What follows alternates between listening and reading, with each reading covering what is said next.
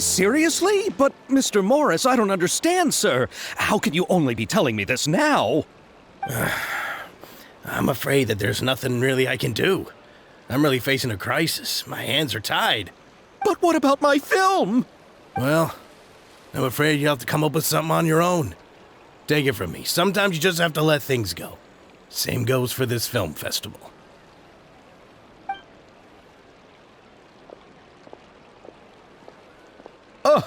Oh. Hey, isn't that Xavier? So he's back in Fontaine now. Xavier! Oh, why, if it isn't the dear Traveler and Paimon. I really didn't expect to bump into you here at this time. Well, I was doing just fine until I received some terrible news just now. The investor I was working with for my upcoming film has fallen upon some hard times and is no longer able to provide the promised amount of funds. Can't you just find a different investor? Unfortunately, that's not how it works. We had signed an agreement specific to the Fontanalia Film Festival, stipulating that I cannot work with any other investors until the festival is finished. The Fontanalia Film Festival? What's that? Oh, is this your first time participating in Fontaine's Fontanalia Film Festival? Then allow me to fill you in. The Fontanalia Festival was established to commemorate the legendary Loch Knights, who went on a quest to search for the Oceanids and eventually welcomed the Hydro Arconageria. The holiday is deeply connected to the founding of Fontaine, as well as its unique laws and trials. It's one of the most important festivals for this nation. But what's with that weird expression on your face? It's like you're trying really hard to remember something. I was just trying to recall the exact description from the books, in order to avoid any unnecessary arguments over semantics. I usually try to recite things straight from the source. Well, either way, Paimon thinks she gets it now. It's just like the Windbloom Festival in Mondstadt, and the Lantern Rite in Lille. Yes, those are festivals of a similar variety. Who doesn't like a good festival? And just like those of other nations, Fontaine will hold a plethora of events around this time each year. To commemorate the Loch Knights, people will imitate them by putting on special costumes, raising golden cups, and going door to door asking for pure water. But a few years ago, Lady Farina started to find the whole idea a little drab, and so decided to change the part about pure water to sweets. That really doesn't surprise Paimon at all. The whole thing seems more akin to a carnival now, and it's quite popular among the kids. Every year you can hear a bunch of them saying, "Trial or treat." Oh, that sounds pretty fun. But how does that connect back to the film festival you mentioned? Yes, it appears I've strayed off topic. I just got too excited after seeing you. Let me get back to the point. The Fontanalia Film Festival is an event proposed by the Fontaine Film Association this year. Now that film technology has matured as a medium, it's the perfect time to introduce more people to the art form. During this time, people may submit films to be evaluated, and the entry with the highest score will be given the Farina Award by the association. The what award? The Farina Award. You know, after the Hydro Archon. They coined it while Lady Farina was still in power, but even though things have changed, no one has made any motion to update the name. Perhaps everyone still thinks of it as a pretty appropriate name. Even though she isn't the Hydro Archon any longer, Lady Farina is still Fontaine's superstar. Anyone with eyes can see the way she shines on the stage. Huh. Alright. Guess the name does work pretty well when you put it that way. Oh, but who would have guessed there'd be an issue with the funding? How will I ever explain this to Miss Chiori? Not to say all the other actors who traveled all the way here from Inazuma. Chiori? Sounds familiar. Where have we heard that name before?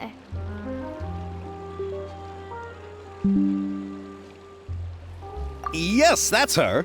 I asked her to oversee the event's art direction, including the design of the actors' costumes and appearances. Oh, Paimon remembers now! Navia said that her clothes were designed by Chiori, and Kirara's outfit too! How to describe her? Well, she tends to be pretty direct and can be very forceful when it comes to dealing with people. The fashion world in Fontaine has dubbed her the Thundering Seamstress. Her remarkable designs have led many Fontainians to become very interested in Inazuma. Anyway, Chiori is acquainted with all the actors I've invited from Inazuma. Without her help, I don't think I would have been able to get such an international cast for the film. She really is a kind soul. Mondstadt's water is crisp.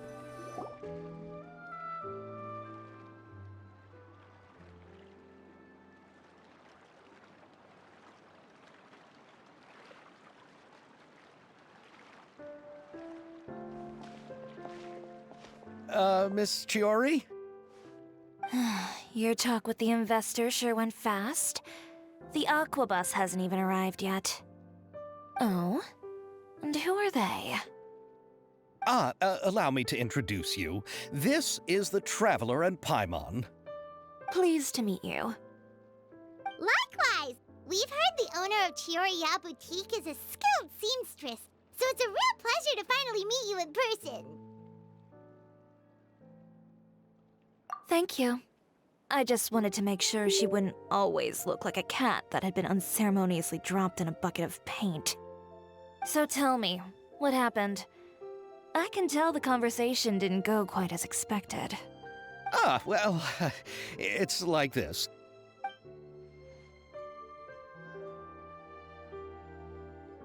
Ugh. I know, Chiori, you don't have to say it. You did remind me that this investor was a little bit sketchy. Yes, there's no doubt about that. But how could I pass it up? He offered me twice as much as the others. And therein lies the problem. Yes, but just put yourself in my shoes. After obtaining such an excellent script, it's only natural that I would want to make the most of the film. The budgets that the others had proposed were nowhere near enough.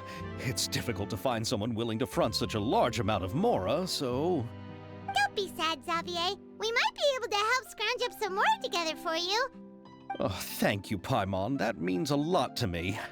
But the cost of the film is staggering. I'm afraid that any mora we can scrounge together in a short amount of time won't even be able to cover the actors' fees. We need to move on. What's happened has already happened, and there's no changing it. But now's not the time to give up. What? You're saying that you have a plan? No, that's not what I mean. I'm simply saying I wouldn't give up just yet. The actors I recommended aren't just after Mora after all.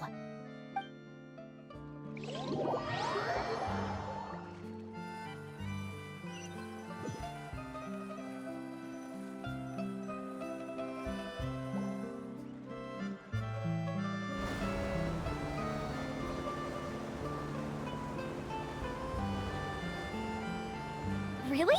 Then where do you live? We Malazines live in Mercy Village. The only way to enter is from underwater. Oh, you must be pretty tired after work every day, right? I mean, you have to swim all that way just to go home. We are so thoughtful. But some Malazines choose to live in the Court of Fontaine because it's so much more convenient. This is our stop. Oh, we've arrived. But I haven't even finished chatting with Aval yet. I also enjoyed Aval's introductions to Fontaine along the way. Everything you described was so clear and detailed that we can't help but want to hear more. Thank you so much. I'm usually working here on this Aquabus, so I hope I'll have the chance to see you again. There are still many more places I'd like to introduce to you.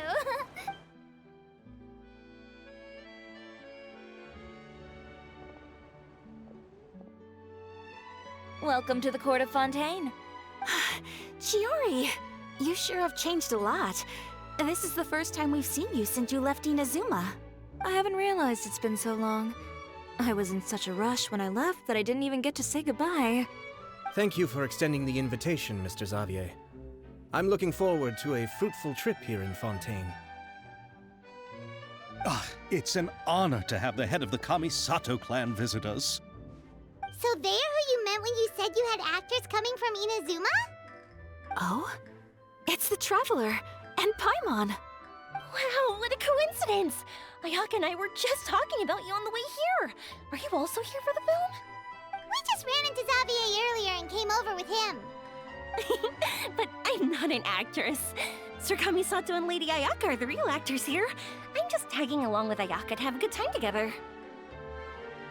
About that, I mean, how was I supposed to contact you when I was making preparations for the film?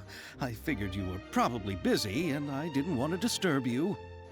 So I could only keep you in the back of my mind while I sought other actors to play the lead roles in the film. I had been thinking about a surprise reunion with you during our trip here, but you still managed to surprise me first. Oh, so you all know each other already! My, what a coincidence! What are the chances everyone could be brought together here like this? Why don't we go to Hotel de Boer and catch up over a meal? I've already made a reservation. Huh?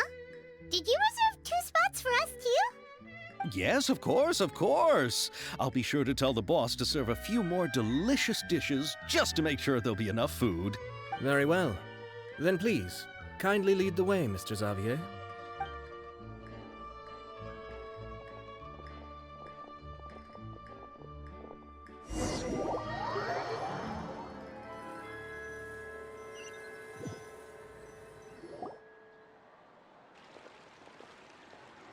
Wow, the buildings in Fontaine are so tall. Just look at how big they are. And there's the fountain that Aval mentioned earlier. It really is a magnificent sight. And look at that huge spinning sphere. Where does it get its power? Wait a sec. Could it be one of those clockwork mecha we've heard so much about? Many layers too. Yes. When I first went to Inazuma, I actually thought the food there tasted a little too bland. It took some time for me to get used to it. Let's get back to the purpose of this trip for a moment, shall we? How have preparations for the film been coming along, Mr. Xavier? Well, I've already assembled most of the film crew, a lighting specialist, a prop manager, and a costume designer. I've also bought the copyrights from the novel's author. Oh, it's called The Two Musketeers, right? I read the script you sent me on the way here. The story is pretty good. Originally, I was planning to start filming as soon as Sir Kamisato and Lady Ayaka arrived in Fontaine, but I'm afraid I've run into a bit of a problem. Oh? What is it? It has to do with the film's investor, Mr. Morris. He suddenly informed me this morning that he's encountered some financial trouble and will be unable to release to me the amount of funding agreed upon. It's said that Fontaine's legal system is well developed. If he has violated the contract, then can't you simply take him to court over the matter? Well, I'm still more concerned about filming. Even if I were to take him to court, I'm afraid it would take months before the case could even be heard. Then, is there a way we could raise funds ourselves to solve the problem? I've considered that option too, but unfortunately, it's difficult to gather such a large amount of mora on such short notice. Besides, we have to consider the film festival's submission deadline. Mr. Xavier, if Ayaka and I were willing to perform for free, would that resolve the problem you are currently facing? What? No, out of the question. To have you come all this way just to act for free? Oh, no, that won't do. There's no need to worry, Mr. Xavier. My brother and I had actually intended to work for free after receiving your invitation. Inazuma has only recently reopened its borders, and needs to strengthen its relations and cultural ties with other nations. We didn't have many collaboration projects with Fontaine in the past, so we hoped this trip would serve as a good start for the future. Indeed.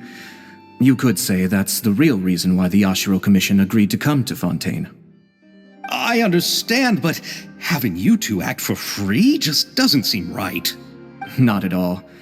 While we're officially here to conduct a cultural survey of sorts, we must express our sincerity if we want to establish formal cultural ties with your nation. This film will serve as proof of friendly cooperation and cultural exchange between Inazuma and Fontaine. It's my hope that the film can be finished and released as smoothly as possible. If you still don't feel comfortable with this arrangement, I would also be more than happy to be introduced to some other renowned individuals in Fontaine's literary and artistic circles. All right. I'll do as you say. Thank you so much. I'll make sure to cobble together enough mora now, even if it means selling my house, my camera, and every single family heirloom. Come on now, no need to go that far. I'll also help you out as a brand sponsor. Me too! Even though I didn't bring much more to spend on this trip, it's still better than nothing. You are too kind, all of you.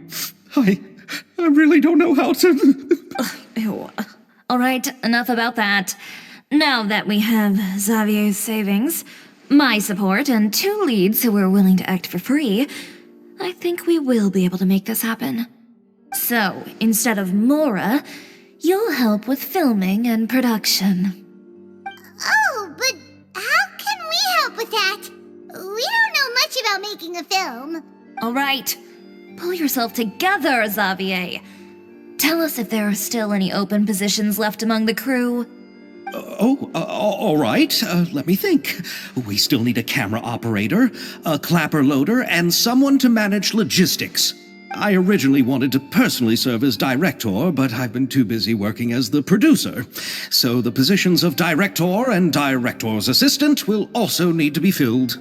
Paimon knows what the director and the logistics support person do, but what's a clapper loader? The clapper loader is responsible for using the clapperboard to record and organize the information of each shot when the camera operator begins shooting. The work requires both patience and careful attention to detail. A clapperboard? Oh, you mean the thing they hold that goes clap whenever they start filming? Yes, that's right.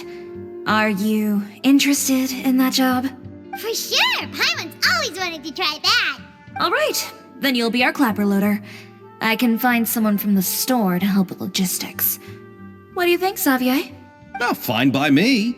As for our camera operator, I was thinking of letting the Traveler take the role. Oh, she's great when it comes to using a camera. Paimon can't even count how many things we've taken photos of during our journey. Yes, that's also what I was thinking. I noticed the Traveler had an eye for photography and composition when we worked together previously. I'm sure that's due to the traveler's journey across Teyvat and all the places they've seen. After so many adventures, using a camera must be second nature by now. What do you say, Traveler? Are you interested in the job? Thank you. It really means a lot to me. Come on, friend. Let me give you a big warm hug. So all that's left for us to find is a director and an assistant. Oh, me! I want to be the director's assistant. All we need to do is help the director, right? I can handle that. All right, then all we need is a director. Oh, all the well-known directors in Fontaine are probably also busy working on their own films these days. I'm not sure who will have time to help. Oh, Farina helped out a theater troupe recently by serving as an artistic consultant. She could be a good director, right? Besides, it's not like she has anything else to do right now. Farina? Do you really think Lady Farina would be willing to help us with our humble project? Isn't that the name of Fontaine's Hydro Archon? My brother has already informed me about what happened here in Fontaine. Yep, that's her. She helped out a theater troupe not too long ago, and now she's taking up work as a director. Well, I saw that musical. Her performance was perfect, and the storyboards were also excellent. Don't let her former identity intimidate you. She's the best candidate we can think of right now. You'll never know until you give her a shot. Fine. You're right, Shiori. I'll do anything for the sake of my film. Anything! Then I'll have to ask the Traveler and Paimon to show me the way to Lady Farina's residence. I just hope she'll agree to help. Do you need us to also come along? No, there's no need to trouble you with this. Besides, you've just arrived in Fontaine, and I'm sure there are many places you would like to visit. Just leave this task to me. It's part of my duties as the producer. Very well. Then we'll be waiting to hear the good news.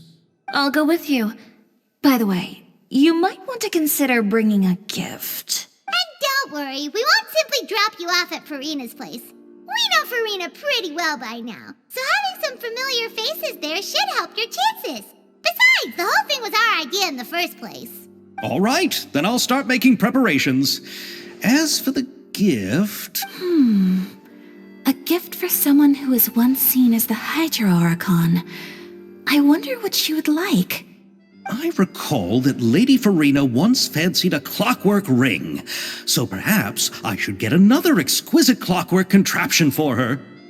Huh? Can't we just bring some desserts, like the Fontinalia mousse? But wouldn't that be a little too cheap? She does like desserts, though. Isn't the Fontinalia festival happening right now? I heard Abel tell us on the Aquabus that Farina introduced the tradition of going door to door and asking for sweets. To do something like that, she must have a real sweet tooth. I agree with Yoimiya.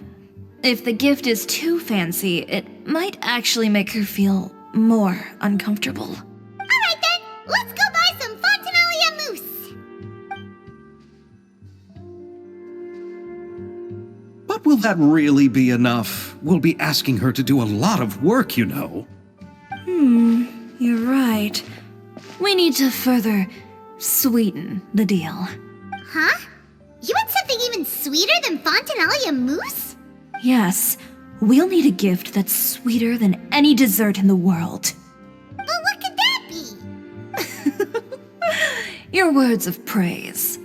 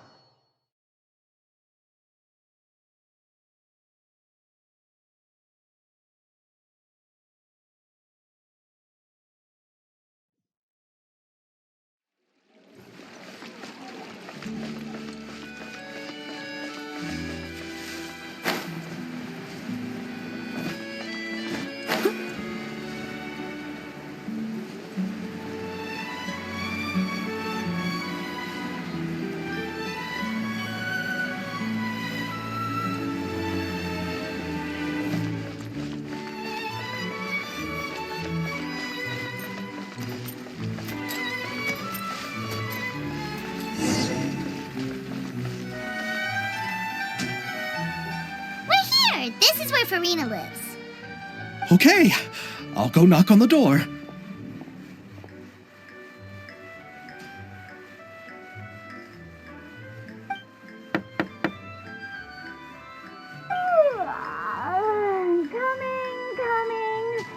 Coming. Seriously, who's knocking before afternoon tea? Who are you? Lady Farina, please allow me to introduce myself. I am Xavier, a film director. Hello. Oh, is that the traveler in Paimon I see behind you? And who's this? I'm Chiori. Ah, the one from Chioria Boutique. Hello, hello. So, what are you all doing here? Do you need something? Did you just get up, Farina? It's already past noon, you know. Huh? Oh, Paimon means the weather is so nice in the afternoon and the sun is so warm. Just like how you make us feel. Sleeping in late is a really smart idea. No. I was just up late last night reading some novels. What does sleeping in have to do with the weather? This is a small gift we've prepared for you, Lady Farina. We hope you like it. No need to be so formal. I'm just a regular person like everyone else now. Oh, is this Fontinalia mousse? It's one of my favorites. That's great! So, actually, there's something we need your help with. Given your renowned passion and understanding of drama, I would like to ask that you serve as the director of our film crew. Oh, but didn't you just say that you're a director? Yes, but for this particular project, I'm mainly working as a producer. Besides, I'm sure that your understanding of the performing arts far surpasses my own, Lady Farina. Are the Traveler and Paimon also part of the film crew? Yep, we sure are. Paimon's the clapper loader and she's the camera operator. Camera operator? That can be a pretty technical job, and it directly affects the final quality of the film. Are you really up to it? No, I'm not questioning your abilities. It's just that I've never really seen you use a camera before. Maybe you can come up with a test for the Traveler and see for yourself. If she can satisfy you with her camera skills, then you'd have nothing to worry about and can join the team. What do you say? You sure are getting better at rolling with the situation, Paimon. Oh, I do wish to see how skilled the Traveler really is with a camera. All right, how about this? We'll work with what we have. I'll give you some scenarios and see if your work is up to my standards. Very good. It's essential for the camera operator to understand the director's vision. I'll make my decision after seeing your work. Are you ready? I have high standards, you know. Okay, grab the camera and I'll give you a scenario.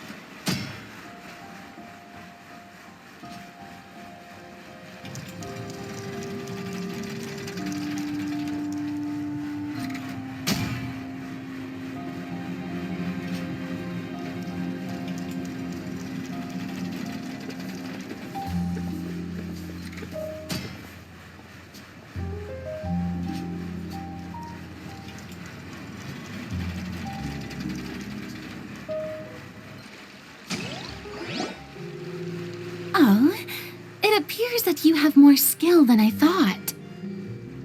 All the shots had a great composition, and I could really feel a connection to the characters and their lines. Yeah! Does that mean you agree to be our director, Farina? Did you think I would agree just like that? After our performance of The Little Oceanid, I've begun to make a name for myself again, you know. In fact, I've already had several troupes approach me for the Fontanalia Film Festival. Unfortunately, the scripts were all pretty boring and didn't pique my interest. If others were to find out I agreed to work with you so easily, then, well... Hey, but didn't we have a deal? What else do we need to do to convince you, Farina? Well, what about the pay? Huh? You know, how much you're willing to pay me to be the director? The pay is also an important factor for me to consider, you know. Well, I can offer you this much? What? That's all? If Nervulat were to hear of this, he could charge you with underpaying your labor. I'm sorry, but our crew is in a tight financial spot at the moment. I see. Well, even though it's highly unlikely now that I'll join your crew, there's still something I'd like to ask. Exactly what film are you planning to make? Oh, our script is an adaptation of The Two Musketeers. Huh? Wait, you mean the suspense thriller novel that was a #1 bestseller? Oh, so Farina's read it too. Of course I read it. I've always had a keen interest in artistic works that strike a chord with the populace. I see. It all makes sense now.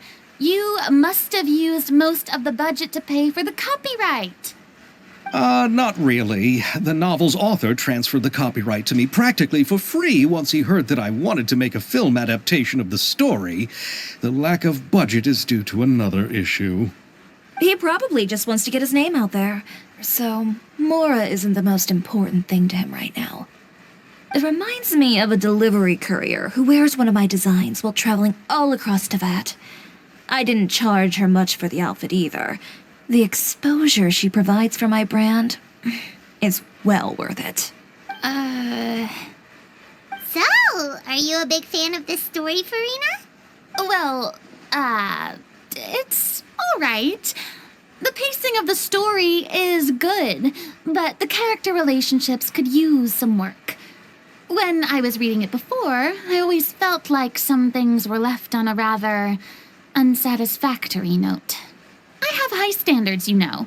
Ahem, Mr. Xavier, if, hypothetically speaking, I agree to be the director, how much freedom would I have in terms of script revisions and creative interpretation? As much freedom as you would need. I wouldn't dare doubt the tastes of Fontaine's greatest star. Good. Then I'm free to alter the script as I see fit. Absolutely, no problem. All right. It seems that your crew really can't go on without my care and direction. So, you agree? Yes, I agree. Although the pay is well below what someone of my caliber deserves. A great script calls for a great director. I mustn't let a perfectly good story be ruined due to lack of funds. If you have fine cheese and bread, you wouldn't just let it sit on the counter and get moldy just because you lack an oven, right? Oh, Hydro Archon above! I'm not dreaming, am I? Somebody pinch me. There's no more Hydro Archon, you know. And it's still a little early to celebrate. There's a lot that goes into shooting a film. Although the trickiest tasks of finalizing the script and casting the actors have already been taken care of, we'll still need to reserve filming locations. Not to say set up lighting and props. And by the way, since we'll be filming The Two Musketeers, we'll need to find an action choreographer. Ideally, a professional who has actual experience with muskets.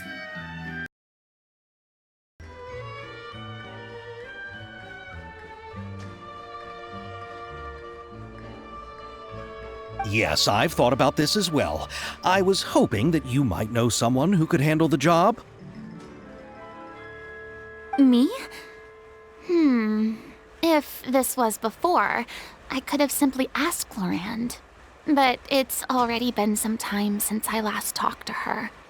Navia can also use firearms, but unfortunately, her style is quite different from that of the characters in the story. Could we ask the Special Security and Surveillance Patrol? Oh, you mean the Special Patrol's Musketeers? Yes, that's right. They work with muskets every day. I can't think of anyone more qualified than them. They would be under Nervillette's jurisdiction. Unfortunately, I don't have any connection with them at all. So, in the end, we still have to start by talking to Nervillette. No need to go to all that trouble. I know their Captain Chevres. Oh, you do? Wait, Chiori, how do you know the captain of the Special Patrol's Musketeers? No particular reason. Running a business means dealing with some trouble from time to time, and she's helped me out on a few occasions. In return, I've helped her handle a few situations in which the Special Patrol couldn't get involved directly. So, we've gotten to know each other over time. So you're saying there's been times when the Special Patrol needed a fashion designer to handle a situation? Your work is becoming more and more mysterious.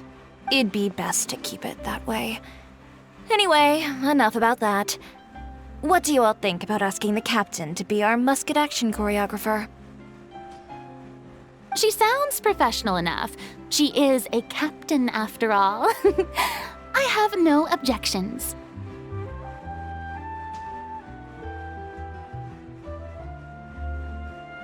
But I imagine the Special Security and Surveillance Patrol must be busy with their duties. Do you think she'd really have time to help with shooting a film? And then there's the issue of pay. Well, it just so happens that she's also not the kind of person that's just after Mora. As for whether she has time, I'll have to go and ask her first. Then I'll leave that to you. Macaroni's on sale today, so I've got to go. You can just tell me how things went when we discuss tomorrow's plan later. No problem. Having Farina join feels like a big boost to our team! Of course. Just wait until the day of our premiere. You'll witness the true power of my name in these lands. You'll be so glad I agreed to help. I can guarantee that even the standing tickets will be sold out. I'll be sure to ask some people I know to see if they'd be willing to act as extras. Seems like you're finally getting more comfortable with your own reputation now. I didn't ask for the Clapper Loader's commentary, Paimon. Then let's get going. I happen to know where Chevres is today. By the way, I'm curious. If my pay is so low, then what about our two lead actors? Didn't they travel here all the way from Inazuma? Actually, they told us that they see the trip as part of a cultural exchange, so they didn't ask for any pay. What? So is every person in Tevat who doesn't want money gathered here to shoot this film? Don't tell me Chiori isn't being paid either. I already knew Xavier from before, and he's also agreed to give my brand some good exposure. It seems the gods have really smiled upon you, Xavier. And that certainly doesn't include me, mind you.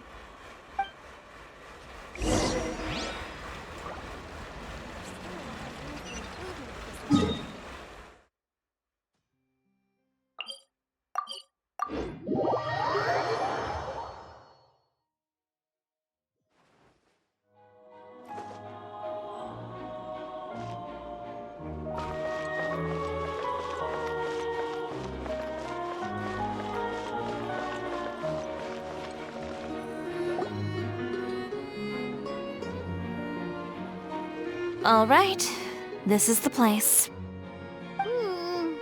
But where's the captain?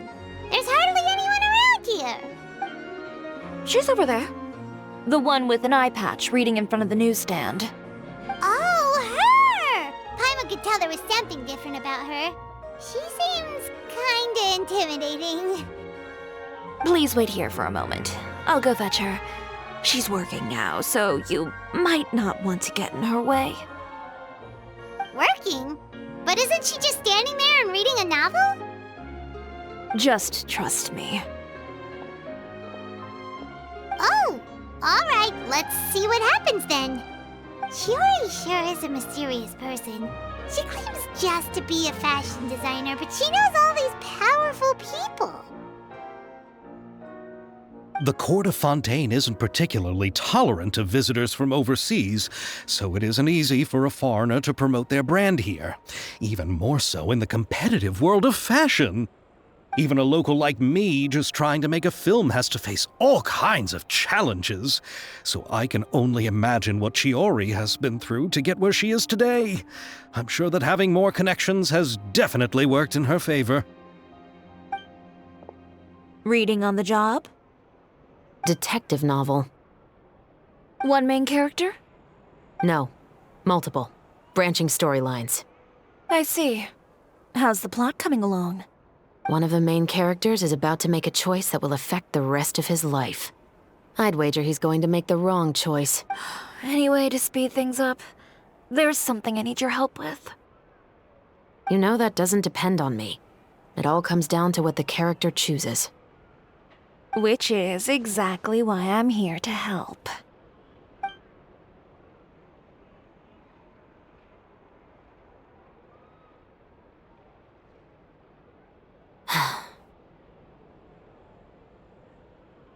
All right.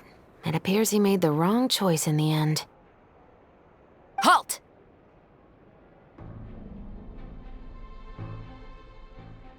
Huh? What's going on? Hand over whatever you're holding.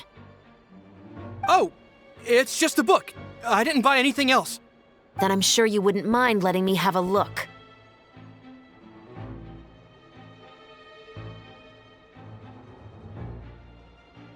Excuse me, officer. I don't mind you standing around here, not purchasing anything, but I'd prefer if you didn't disturb my customers.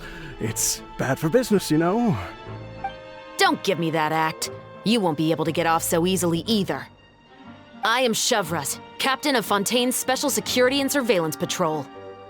I will say this one last time.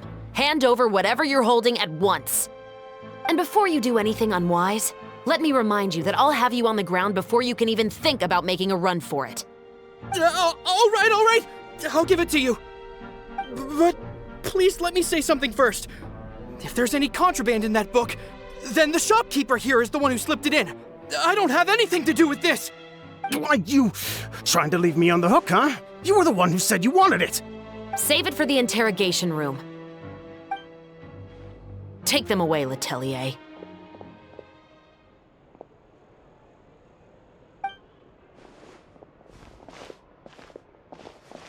What's going on here? 1 second you're reading a book and the next you're escorting people away.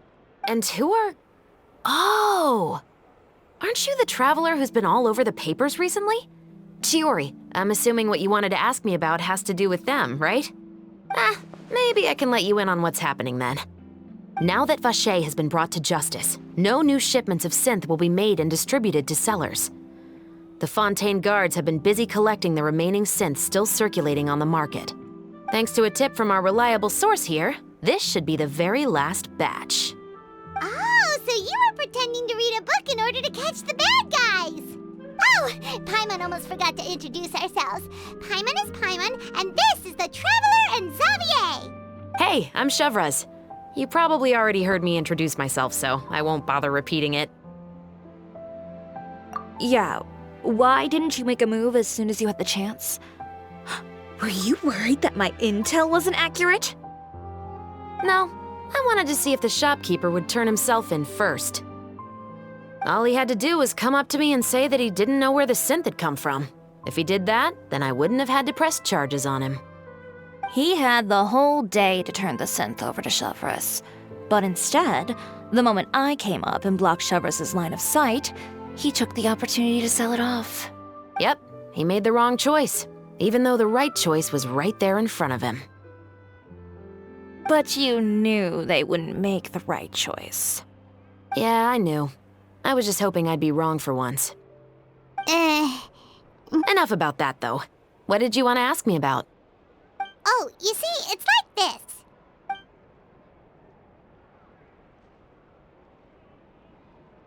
The Two Musketeers.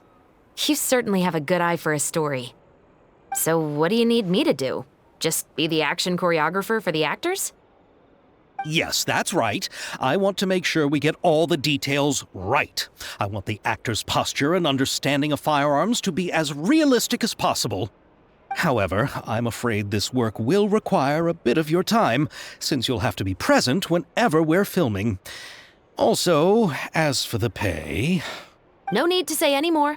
I'll join. Huh?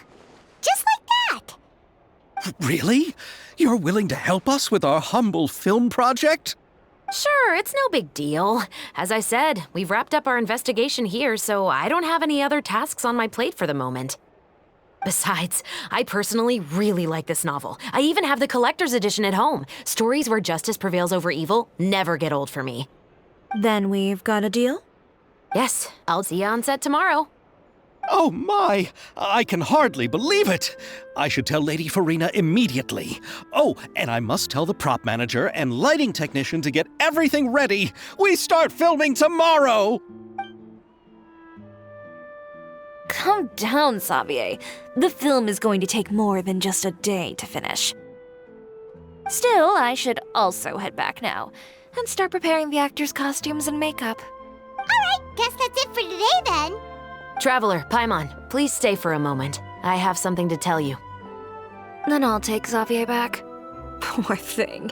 He's so excited that he can't even walk straight anymore. I don't want to spend our first day fishing our producer out of the fountain. Yep, see you tomorrow.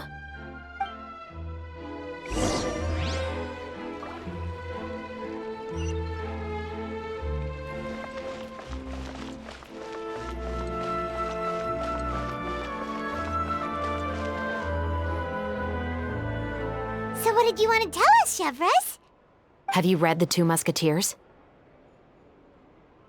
The story is about a pair of children born into the household of a baron and their struggle to survive together and take revenge for their mother. They were raised at the baron's estate, where their mother worked as a maid. The two were illegitimate children that the baron had with the maid, so they were never treated well by anyone. One day, upon returning home, they found their mother had been murdered and left dead on the floor. It was quite evident that the culprits were the other members of the Baron's household, who never had any kind words to say to them. However, the Baron was able to exert his influence and keep the whole thing under wraps. The mother's death was eventually deemed as a suicide, and there was no chance of bringing her murderers to justice. The two siblings decided to flee and someday avenge their mother. Many years later, members of the Baron's family suddenly started turning up dead one after the other, all killed by gunshot. A rainbow rose was found on each of the victims' bodies, being the flower that the kid's mother liked best. The Baron believed that the mother's soul had come to take vengeance on him, so he lived in fear each day. But it was actually those two siblings who had fled all those years ago. They relied on each other to survive and trained day and night, eventually becoming adept musketeers. They used all of their abilities to collect evidence and clues before executing their plan and exacting revenge on the Baron. Their actions let the truth behind their mother's death be known to all. That's quite an exhilarating story. Yep, the Baron got what he deserved for his evil deeds, and justice was able to prevail. It was just the kind of story I enjoy. Oh, so is that why you were so willing to join our crew, Chevres? You could say it was one of the reasons. Oh, you mean there were other reasons too? I've read the reports about you. Whether it was at the trials or when you lent your hand to resolve our nation's crisis, you've shown that you've got a strong sense of justice, as well as a great mind for deductions. Yes, you're as sharp as I expected. It seems you've experienced many similar situations before. There's been a recent murder case involving muskets. The perpetrator's methods appear to be very similar to what is described in the novel. Huh? Really? But Paimon didn't see anything about that in today's papers. The Marechaussee Phantom hasn't yet released any information to the public because the investigation is currently at a standstill. The murderer is extremely cautious. A murder involving firearms? But not that many people use those in Fontaine, right? Impossible. We perform a routine inspection of our firearms and ammo reserves every day. If one of the weapons had been fired, it would stick out like a sore thumb. Besides, I trust the members of my platoon. However... Well, that's all I can disclose about the case today. Huh? What do you mean? I hope you all can go back and get some shut-eye. You can decide tomorrow whether or not you'd like to join the investigation with me. I'm aware this might not be the ideal time to add more to your plate, but the more capable people we have, the better the chances that justice will prevail. Carrying out investigations isn't actually supposed to be our responsibility. Our job is to apprehend the perpetrators. Finding them is really up to the Marechaussee Phantom. You could say I'm taking part in the investigation out of personal interest. I don't want people to see muskets in a negative way, and also, I'm concerned about the similarity between the crimes and the story. You mean, they might be connected somehow? I suspect so. Just to make myself clear, this is not an order, nor is it a deal of any kind. It's a request, nothing more. If you two have any interest in the case after we finish filming tomorrow and are willing to assist me, then I would be most grateful. What do you think, Traveler? Yeah, you're right. Paimon's getting a little tired, too. We've really been hustling all day. You'd better head back and get some rest. It's good to keep a calm mind, especially when you're about to make an important decision. Otherwise, when the moment comes, you might end up like that shopkeeper and not even realize that the right choice is right there in front of you.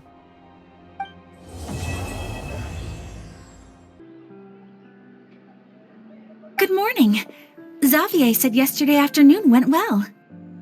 Yeah, and how about you, Ayaka? What were you up to yesterday? After we split up, Ayato went to see Udex Nervillette at the Palais Mermonia. I was originally thinking of going with him, but he said he could manage it himself. He told me to go see the sights around Fontaine and to enjoy the local culture. So I rode the aquabus with Yoimiya and visited the opera house on Aranias Island. Yeah, you wouldn't believe what we saw there. 2 mechanical puppets that were dancing together. You've already seen them, right? Yeah, those two. Amazing, aren't they? We sat and watched for quite a while. It was mesmerizing. Like we could keep watching them forever. Oh, it was the same for us the first time we saw them, too. Afterwards, we went swimming at the beach. Well, diving, to be exact. It was the first time I ever breathed underwater. I held Ayaka's hand and we counted down together. 3, 2, 1, and then splash! We were beneath the waves.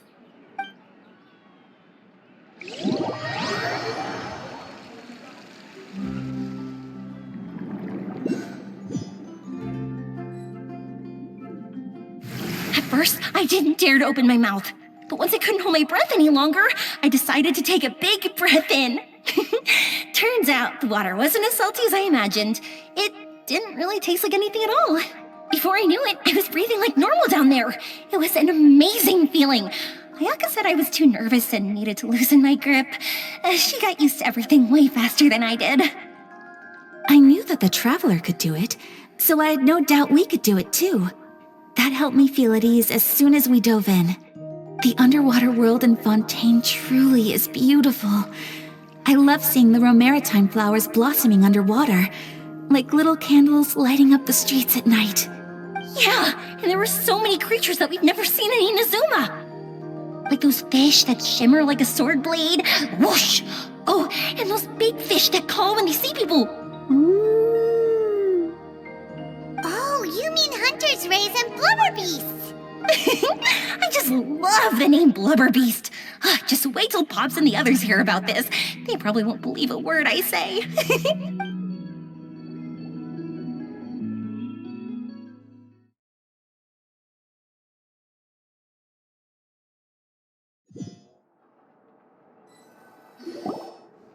Yoimiya was down there for quite a while. It was dark before we finally rode the aquabus back to the city. I figured she'd want to sleep in today. Yeah, even I was worried I wouldn't be able to get up. I still felt like I was drifting in the waves when I went to sleep last night. But as soon as I woke up today, I remembered that we'd all be shooting a film together, and I was ready to go. Speaking of the film, where's everybody else? My brother and Xavier were speaking to the restaurant owner about using the place as a filming location. They should be here soon. As for the others, We're here.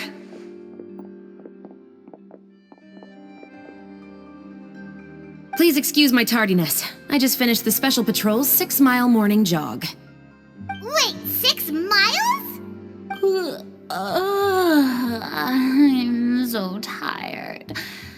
I heard you all chatting, so I decided to come down.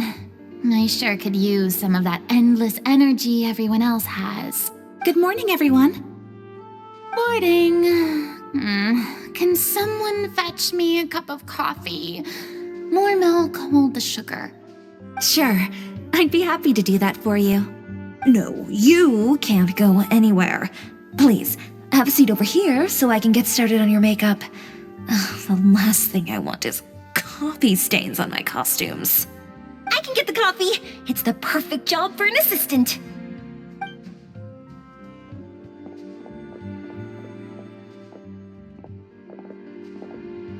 So much energy. Seriously, what's her secret? Oh, Yoimiya's always like that. But you sure look exhausted, Farina. It's because you're not used to waking up so early, huh? Of course not. I spent the whole night reading the novel from cover to cover, marking sections that either need to be omitted or adapted. Wow, Paimon didn't expect you to be so thorough. Well, I was the biggest star in all of Fontaine after all. It takes more than just a pretty face to earn a reputation like that. I know how to get serious when the situation calls for it. I went all out when I was acting as an Archon, so why wouldn't I do the same for my own life? Here's your coffee, Director Farina.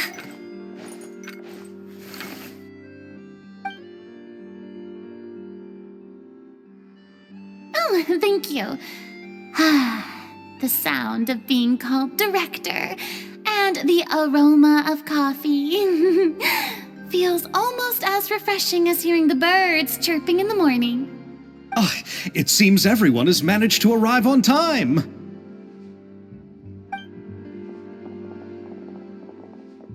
We've reached an agreement with the restaurant owner. We are free to use the second floor to shoot our film.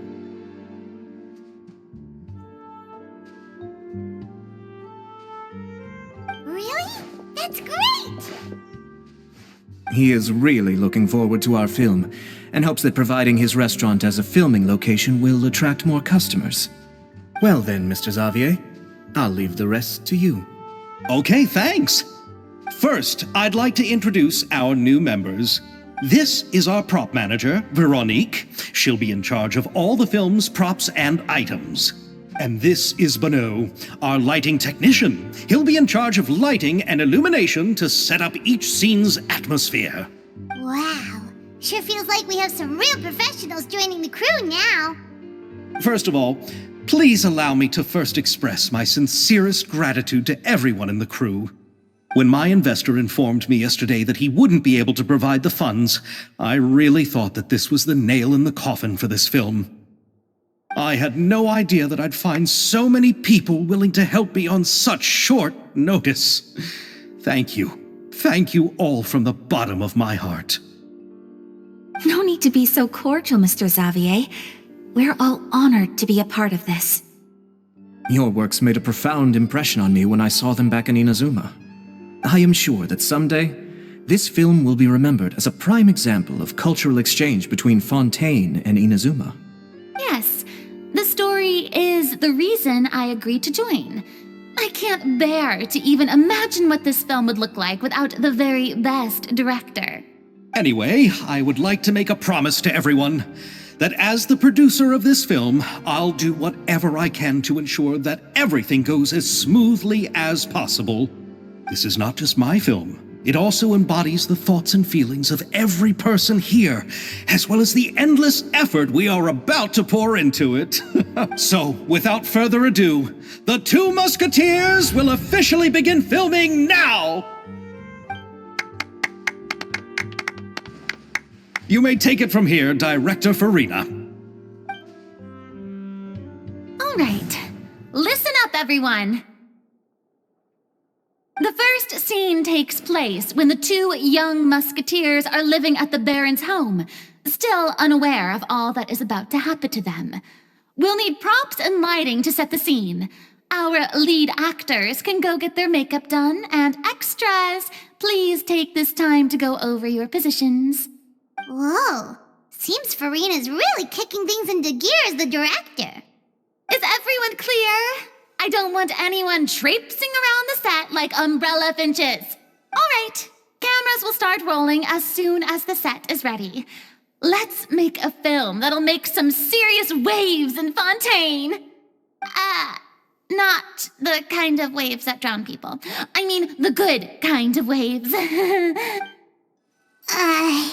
Seems like she's still a bit traumatized by that. Anyway, let's go see if there's anything we can do to help.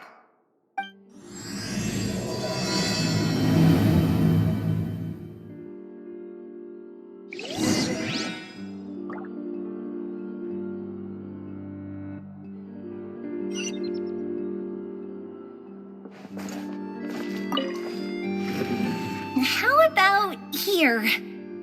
A little more to the left. You got it. Hey, Yoimiya, do you need a hand? No, I'm fine. You know, doing the lighting is kind of like designing a fireworks show. It's interesting to imagine what kind of atmosphere the lights will create. I heard that the Traveler will be operating the camera and Paimon will be the clapper loader, right? Those roles are just perfect for the two of you. Really? Is that because it'll be easy for Paimon to hold the clapperboard while flying? Well, sure, there's that, but that's not exactly what I meant. I just think that after all your journeys together, you two must have developed a super close bond and just naturally know how to work with each other. If I'm not mistaken, the director will want the cameras rolling as soon as the clapperboard goes clack. Oh, I see. It's amazing to see the magic behind filmmaking. Yoimiya, we need lights over there, too. Oh, on it! I've got to get back to work. Chat with you later. Oh, it's exciting to see so many people working together to bring the film to life. Seems like Yoimiya's really getting into it. But she was right. We do have a super close bond, don't we? Paimon's really happy to hear that.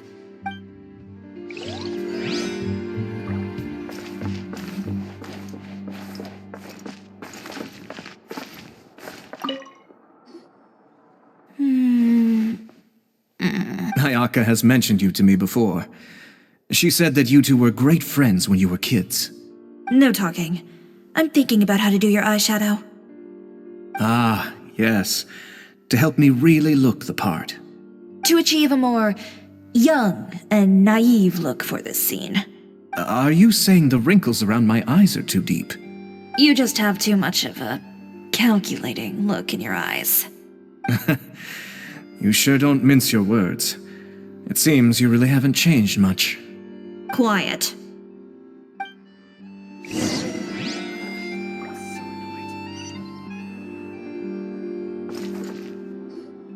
So, this is a real musket? No, it's just a prop weapon. Not bad. Have you seen a real musket before?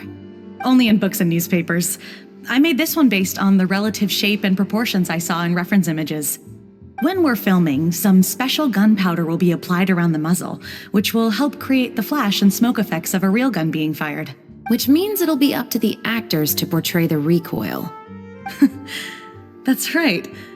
The sound effects for gunshots will also be added in post-production. Thank you, Veronique. I think I know where to start now. However, the musket's gears and firing pin could still use some work. Adding some wear on the metallic components will make them appear more realistic. Also, be sure to rub the muskets with some oil each time before we start shooting. That'll give the impression that the firearms have been well maintained. Good point. You seem to know a lot, Miss Chevres. I assume you use these types of firearms on a regular basis? Yes, I perform routine maintenance on my weapons every day. Just like we as people need to eat and sleep, muskets need to be cleaned and maintained. I also perform similar care for my sword every day, and familiarize myself with its shape and weight, to the point where it feels like a natural extension of my body.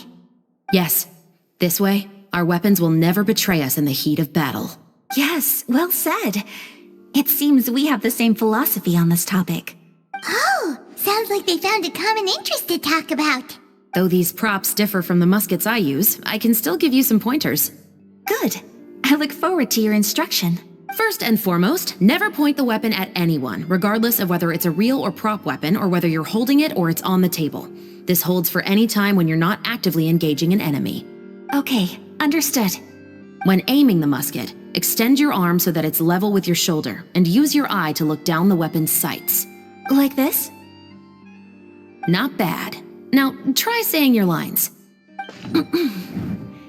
This is the end of the road for you. Good. Now turn your body a little. That way, you'll give your enemy less of a target to work with. And relax your shoulders. Here, allow me to demonstrate. This is the end of the road for you. Excuse me, Miss Chiori. Director Farina, there's something I wish to discuss with you. Oh? What is it? Like this? Yes, much better. What do you think? I do see your point. But are you sure you wish to do this? I believe it would be most fitting. Well, if you insist. All right, I understand. Miss Ayaka, Miss Chevres, could the two of you please come over here? Huh? What's going on? Are we gonna start filming now? Let's go see. What is it?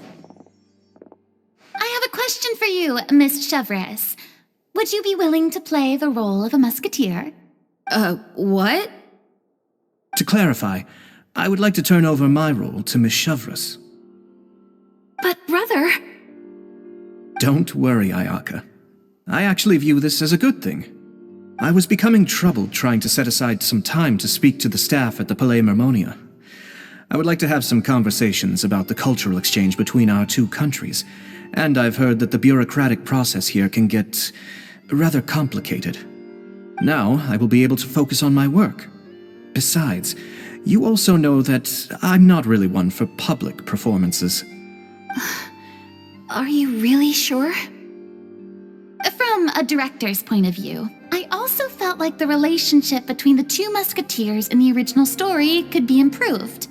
The older brother in the story plays the lead role with his overbearing character, but this causes his character to overshadow that of his sister, and the theme of the two supporting and relying on each other isn't conveyed very well.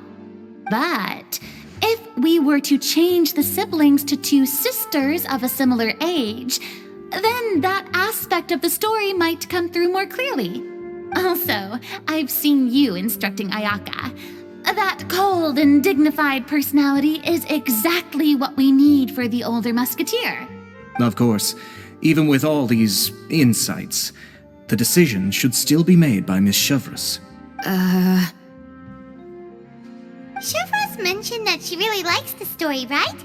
Paimon bets that she'll take the role. All right, I'll take the role. Good. It's decided then.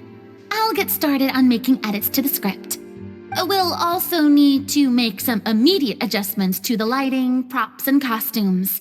I have a feeling that our adaptation will be even better than the original story.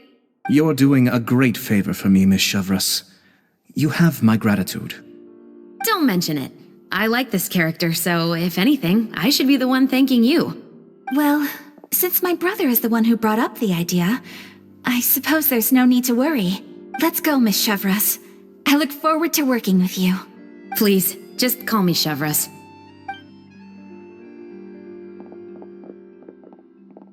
Seems like you're really going out of your way to solve the problem I was having with your makeup. Surely you jest, Chiori. I assure you that I was mostly motivated by a desire to spend more time on formal business. Oh, come on. You really think I'd buy that? According to what I've heard from Ayaka, her brother is someone who can juggle 10 different matters at the same time. I'm sure you have other reasons for backing out. Perhaps. Ayaka always said she wanted to go out and see more of the world, just like the Traveler. But I feel that she needs not only to see other nations, but also to make some different kinds of friends. I think it would be harder for her to make new connections with me constantly by her side. I would like to give her some space. Alright, go on. Spoil her some more. Ayato! It's too bad you're stepping down from the role. Paimon really wanted to see you act as a musketeer. No need to poke fun at me. I'd wager that you also felt that I wasn't the best candidate for the role. It's a little hard for Paimon to imagine you saying those lines. Yes, I've made an appointment to meet some people from the Palais Mermonia. Now, I will have some more time to prepare. Traveler, get the camera ready. Paimon, get the clapperboard. Actors, to your positions. We're about to start shooting the first scene. Go on now. And please take good care of Ayaka. Yep, don't worry. Thank you. I look forward to seeing the film when it's finished.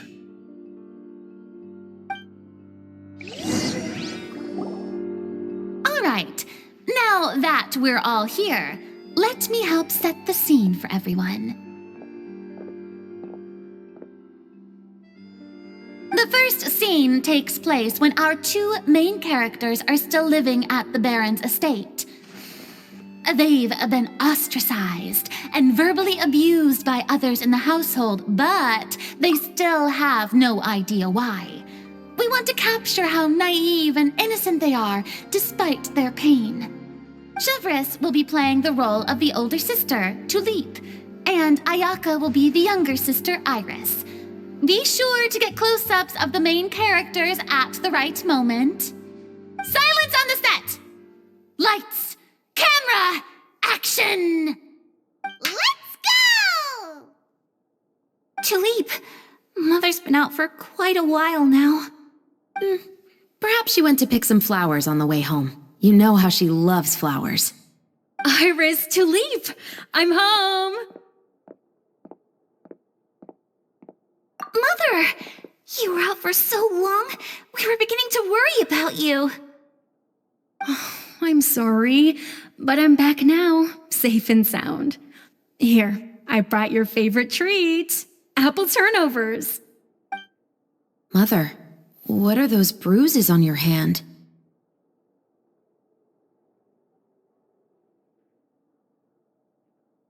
Huh? What bruises? Oh, I must have bumped into something while I was working yesterday. But I didn't notice them this morning. Then perhaps they're from when I accidentally tripped when I was out just now.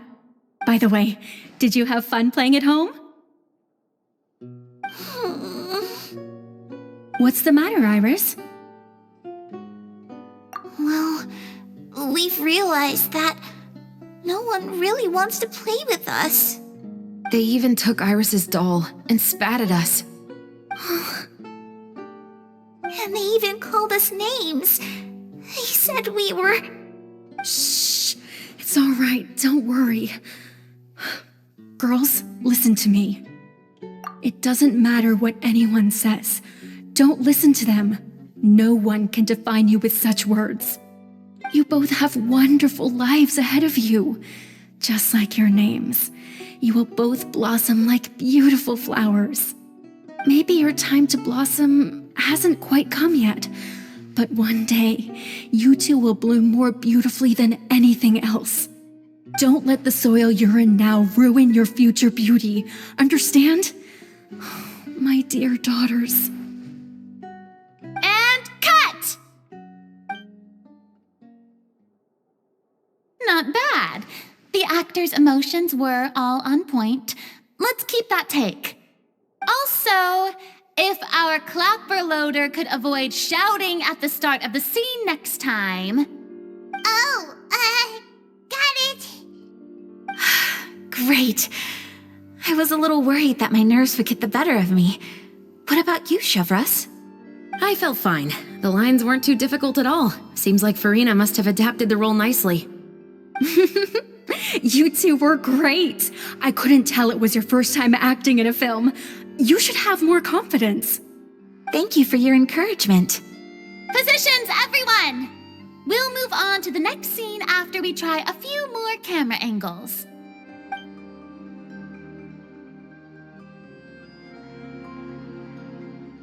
This scene is when our two characters return home, only to discover their mother has been murdered. Ready? Lights! Camera! Action! Mother, we're back! Mother?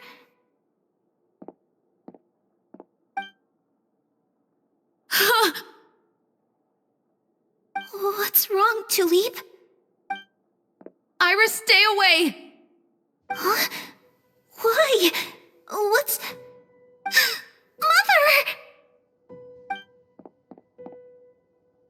Mother... She's...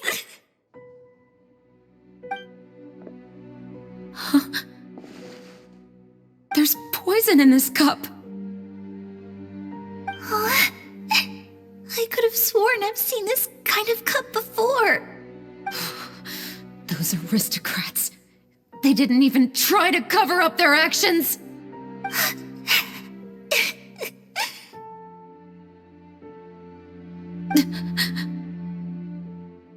Iris, we need to leave this place. Leave? But now that Mother is gone, where can we even go? Anywhere. All I know is that we can't stay in this house. But are we just going to let them get away with this? We'll have our revenge, I promise you. Just not right now.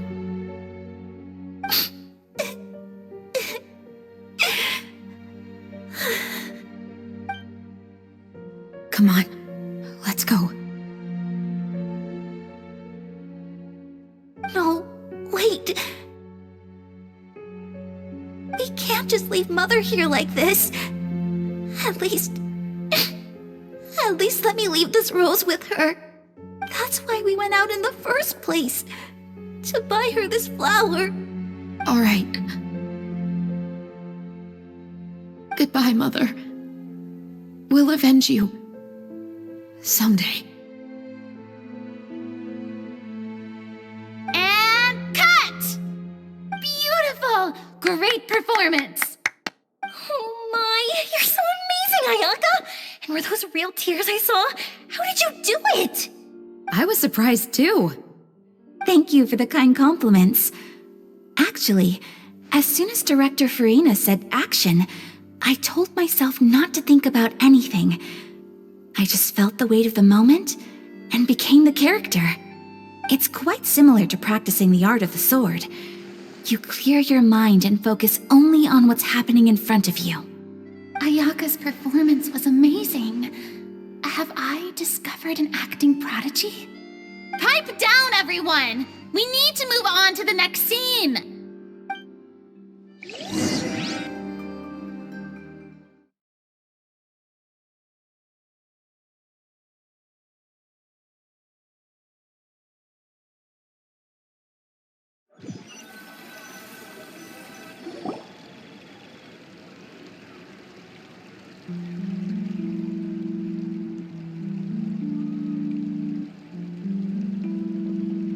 Huh? Are we done already? But Paimon wants to keep playing with the clapperboard.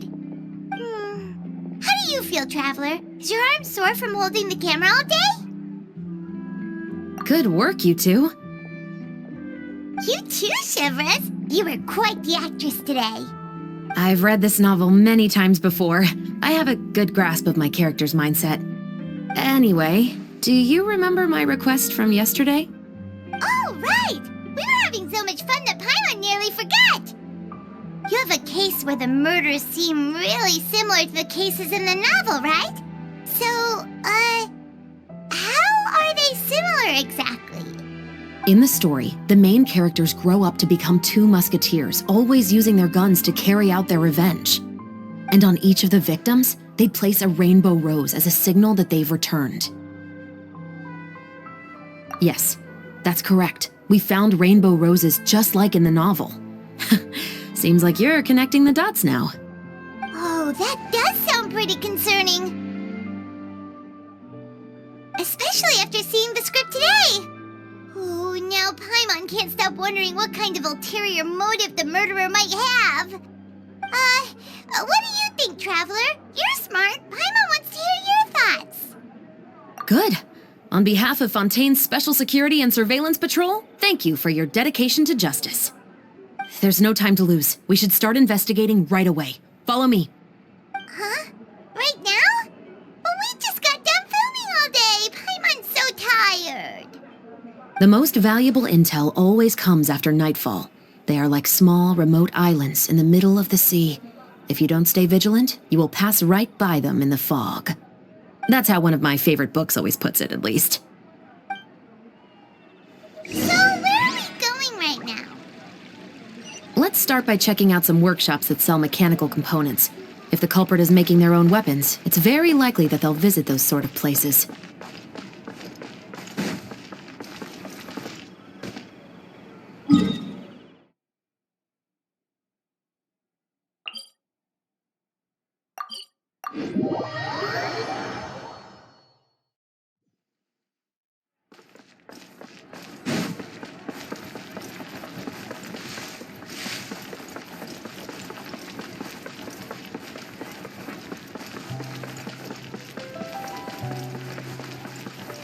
Time to go.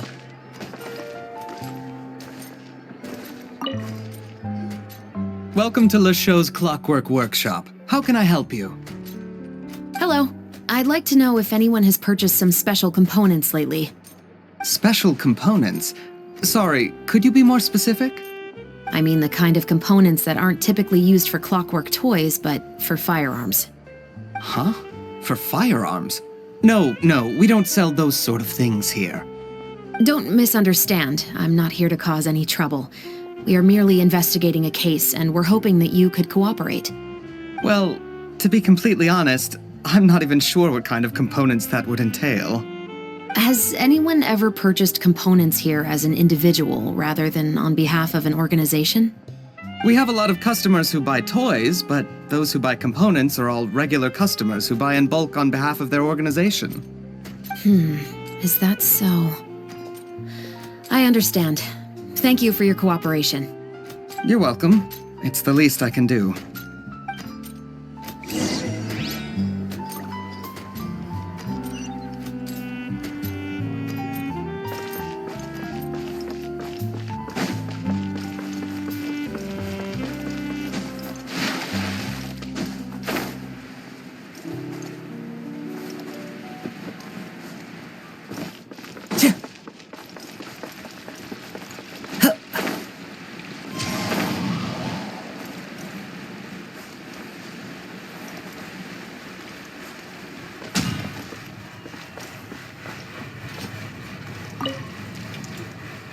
Oh, hey, Chevres. Run out of oil for your musket again? Hello, Estelle. I want to know if anyone has come to your shop recently to order some firearm components. Oh, is this another case? Let me think. I don't think so. Some people have requested that I make some prop guns for the Fontanalia Film Festival, but I refused all of those requests. Oh? Why's that? Because there's no profit! I only make things here that can do some real heavy lifting. I don't have the energy to make some new molds just for the festival. Then has anybody come specifically looking for mechanical components? Well, I usually sell off my scrap to the Fleuve Cendre. I don't typically give them to one specific person. I understand. Thanks for your cooperation. Don't mention it. Always happy to have the Musketeers' patronage. like we haven't found any leads to go off yet. Yeah, unfortunately. Alright, let's head to Fliv Sandra next. Huh? Are you sure? People might not be so thrilled to see the captain of the special patrol there. You think so, huh? Then I guess you don't know. Huh? Know what? That I grew up in Fliv Sandra.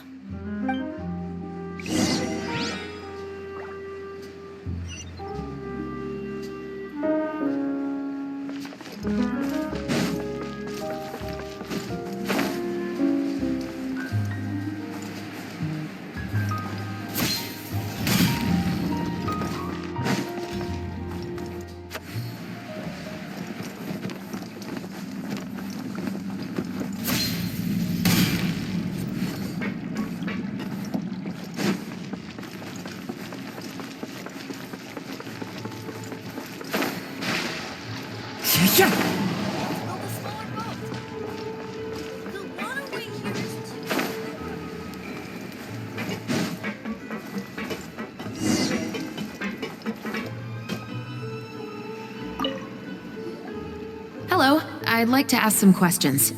I don't know anything. Don't worry, I'm not here to arrest anybody. You say that now. It's the truth. Here, take this as my guarantee. Wait, did Paimon just see what she thinks she saw? Is the captain of the special patrol bribing a citizen? Seems you're different from the other guards. What do you want to know? Have you heard anything related to muskets in Fliv Sandra lately? Anything at all? Muskets, huh? All I know is that about 2 weeks ago, we started hearing some loud noises at night. So loud that it's been waking me up. Were they gunshots? Possibly.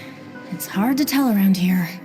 Someone's house collapsing, a pipe exploding somewhere, it's all the same. But the noises I'm talking about definitely happened after I fell asleep. Do you know where the noises were coming from? I don't remember clearly. Is it that you don't remember, or that you need to think about it some more? You tell me. Then please, think about it some more. She's giving her even more Mora! The noises came from the end of the Southern Waterway. I came out and had a look for myself when I wasn't sleeping well, but I didn't dare get too close. That's all I know. All right, I'll take your word for it. Thanks for the pâte de fruits.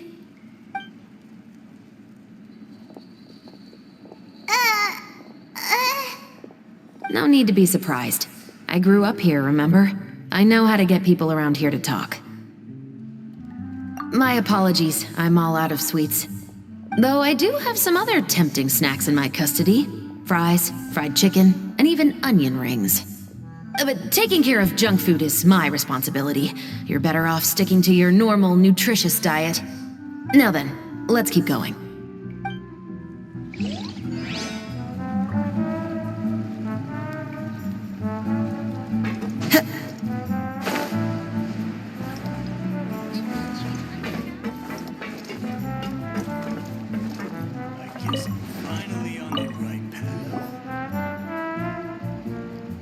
It's been a while, Tetro.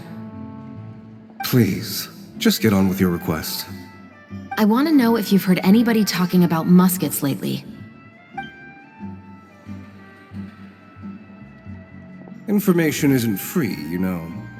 I've heard that bandits have been extremely active in the countryside recently, and they've been affecting the delivery of goods to Poisson. I can allocate some more manpower to help out with that problem. What do you say? You're still as helpful as ever. One of our men got drunk at dinner about a month ago and lost his gun. 3 days later, it turned up in the corner here. What's weird about that? He just forgot where he put it, right? This is Fliv Sandra, my friend. Anything of value left in the tavern won't ever make it to the next day. But that gun turned out to be an exception. It didn't get any new wear and tear on it, and didn't even appear to have been fired. We were quite mystified as to what could have happened. I suspect it came back because the weapon was already known to the guards. You mean a criminal was afraid the Marechaussee Phantom would use the shot marks to track them down? Maybe. But if that's the case, the culprit really took great care to avoid getting caught. I didn't say anything about a criminal. In Fleuve Cendra, knowing who was killed is as easy as knowing what clothes you're wearing today. It's the guy living in the East Side, isn't it? I've never liked him.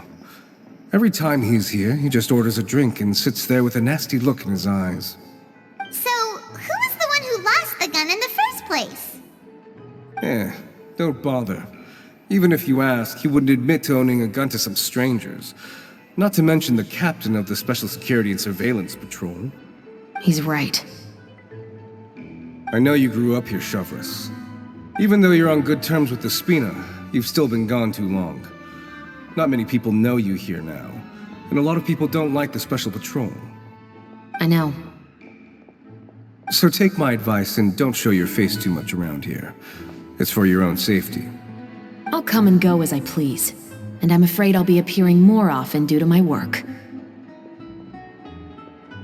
All right. Don't say I didn't warn you.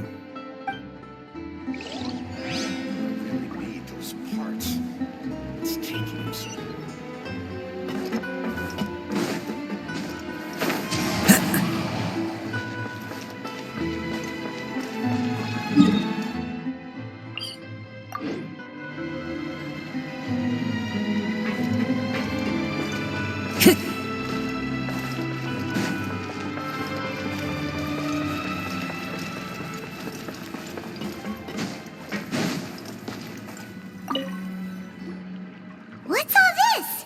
Some broken planks and barrels, as well as some liquor bottles?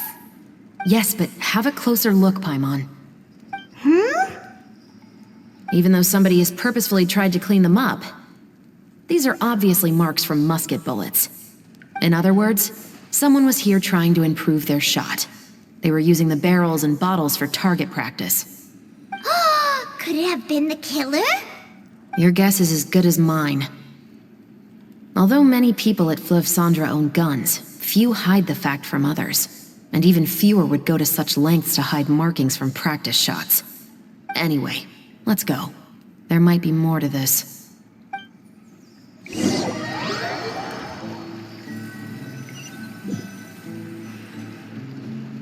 Seems like that's all we'll be able to uncover for today. Paimon feels like we managed to learn a lot more here than up on the surface. Yes. Assuming that everything we found is indeed connected to our suspect, then their timeline was probably something like this. A month ago, our suspect found a gun and took it home to disassemble it. Once he'd figured out its mechanics, he brought it back. In the following weeks, he used some parts to create his own makeshift musket and took it to the Fleuve Cendra for target practice. Then, a few days ago, he found his target and carried out the murder. Once the deed was done, he left a rainbow rose on the body, just like the scene in the novel. That all makes sense to Paimon, but we're still no closer to figuring out the killer's identity. The deceased was a resident of Fleuve Cendra.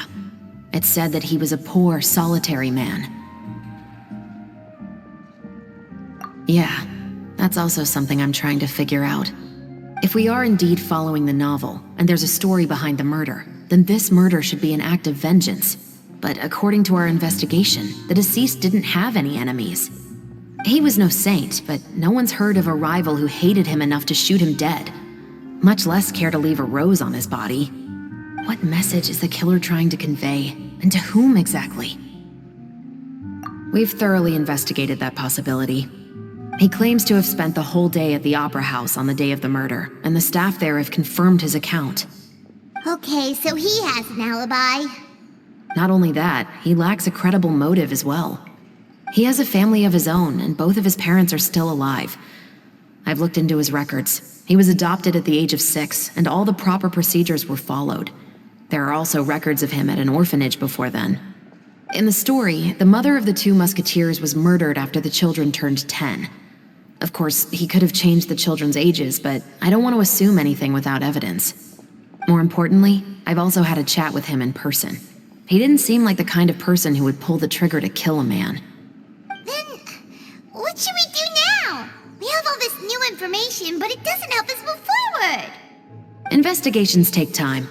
I didn't expect us to catch the culprit in just a single day. How about this? Let's spend the next few days filming with the crew. We can continue the investigation once we're done with the film.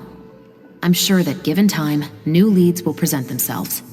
Wait, but weren't you saying intel is like small, remote islands in the middle of the sea just a moment ago? Wouldn't you just miss them if you were to stop looking?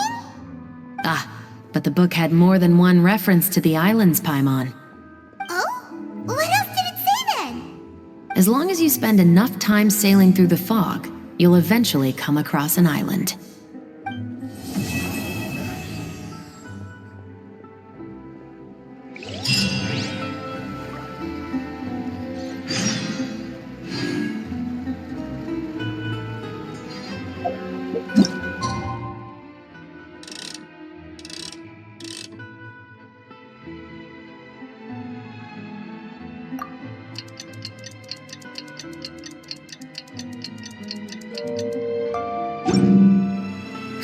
It's filming time again!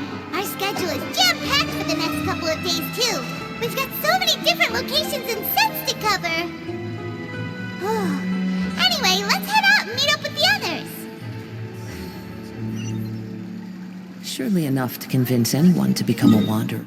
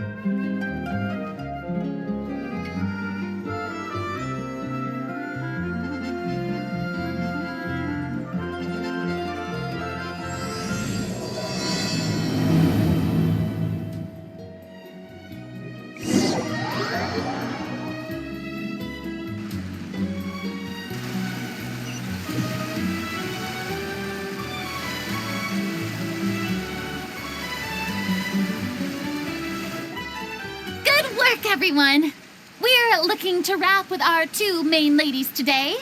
I can already smell our success. What do you mean, looking to wrap? Oh, aren't you the expert now?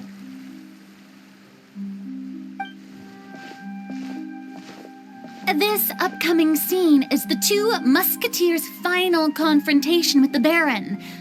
There will be quite a bit of action, but no choreography beyond what we've already rehearsed. Anyway, get ready. Lights, camera, action! The view is beautiful tonight. It reminds me of that fateful night 10 years ago. And now that I've said it, I can even make out the faint fragrance of herbal tea in the air. Enough, villain! It's time that you pay for the death of our mother! My dear Iris, have you forgotten your manners? How can you speak like this to your own father? I'd sooner swallow all of my teeth than call you father. What did I expect? Seems the daughters have turned out to be just as obstinate as their foolish mother. In this world, Mora and status is everything. She thought she could blackmail me using her children and force me to grant her recognition and concessions? Ah, how naive can a woman be? Mother never asked a single thing of you. All she wished was for us to live a peaceful life, just like the others. It was you who personally brewed the poison of prejudice and sent Mother to her death. Compared to that deadly poison, the 2 bullets that will soon pierce through your heart will be like sweet mercy. And that's exactly why I said you're just as naive as her. Did you really think 2 muskets would be enough to defeat me? So let's see. What is stronger? Mora and power, or the 2 muskets in your hands? Get them! Tulip! There are too many of them! It'll be okay. We'll cover each other, Iris. And Mother will be watching over us, too.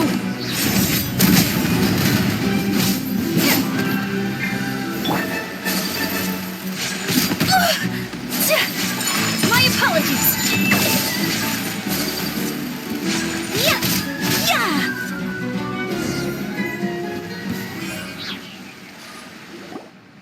You've lost.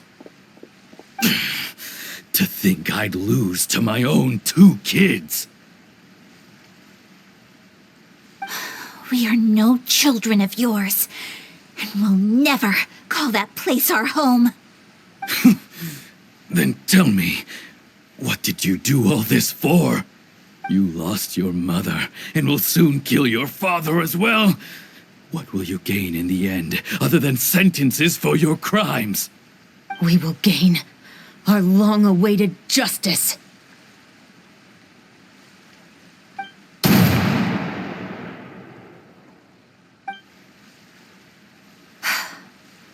It's over. Finally, it's over.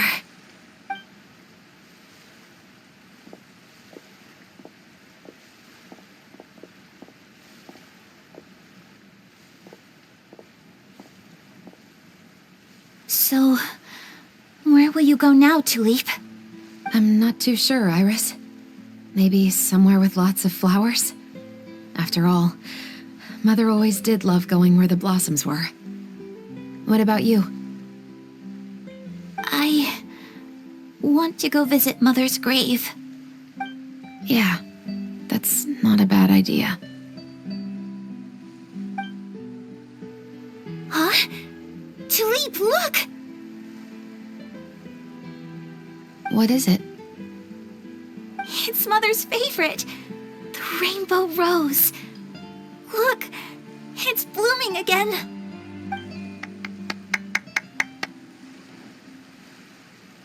Excellent! That was beyond mesmerizing. Even I didn't expect the scene to go so well. And we got it in a single take. All right, everyone. We've got a wrap for Tulip and Iris. Congratulations, Ayaka and Chevres! Thank you. I didn't expect our parts to wrap so quickly. I wish I could savor the experience for just a bit longer. Paimon totally understands. Paimon's not ready to say goodbye to the clapperboard either. Filming has really been a lot of fun. You were great too, Chevres. The way you said, long-awaited justice. It gave Paimon chills. That is indeed my favorite line in the whole book. I still remember trying to act it out in my room the first few times I read it. Whoa, Paimon would have never guessed you're that type. Who doesn't like stories where the guilty are punished and justice prevails over evil? Don't forget, I'm the captain of the Special Security and Surveillance Patrol. Captain, I have something urgent to report.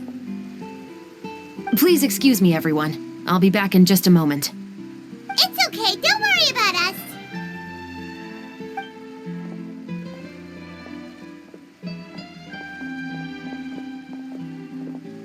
Oh?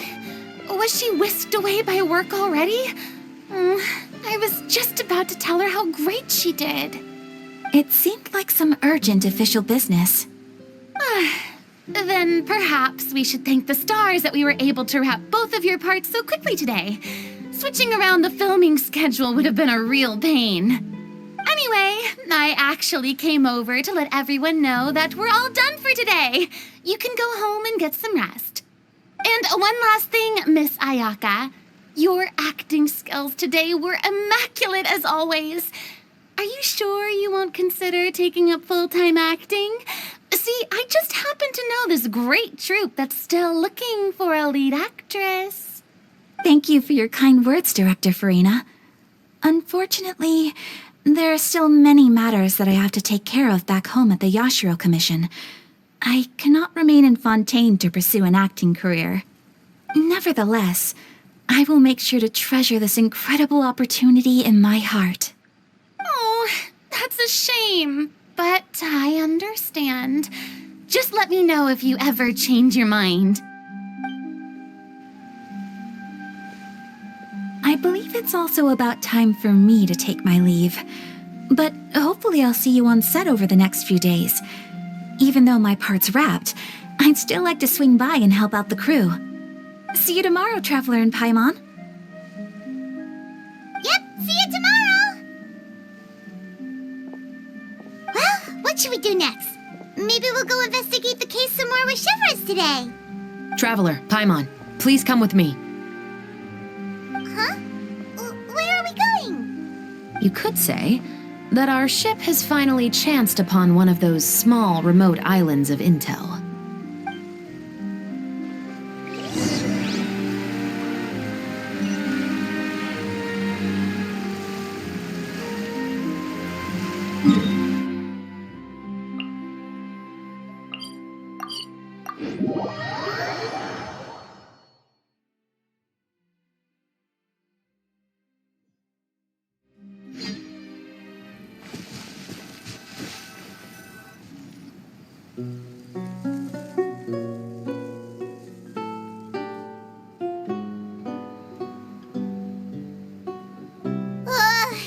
Paimon's exhausted. Paimon definitely didn't expect having to float this far after a full day of filming. So, Chevres, why did you take us here? Affirmative. It wasn't anything conclusive, but it should show us a clear way forward. Have you ever heard of someone by the name of Emily? Oh, you mean that famous perfumer?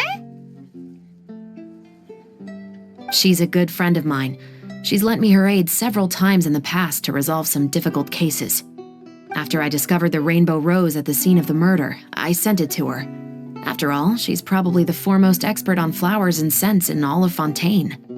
And then? There was nothing remarkable about the flower or the trace amounts of soil left on it.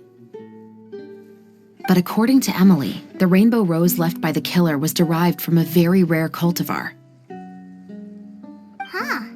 Paimon didn't know that there were different varieties of rainbow rose. Paimon just thought they grew everywhere in the wild. Flowers that are deliberately cultivated will always show some different features from those that bloom in the wild. We already knew that the rose left at the scene belonged to a special cultivar, but with Emily's expertise, we were able to pinpoint the place where it was first picked from. Oh, Paimon gets it now. So whoever first planted that rainbow rose was probably the killer. Precisely. And after we checked what we learned against some sales records from the past, we discovered that there's only one person in all of Fontaine who could grow and sell this specific cultivar. Really? And who is it? It's the novelist.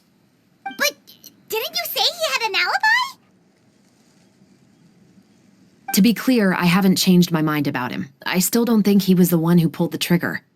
However, that doesn't mean the true culprit never visited him at his home or never purchased a rainbow rose from his garden. Whatever the case, we will have to confirm a number of things with him. So you mean the next place we need to go is... Yes, we're going to pay him a visit at his home.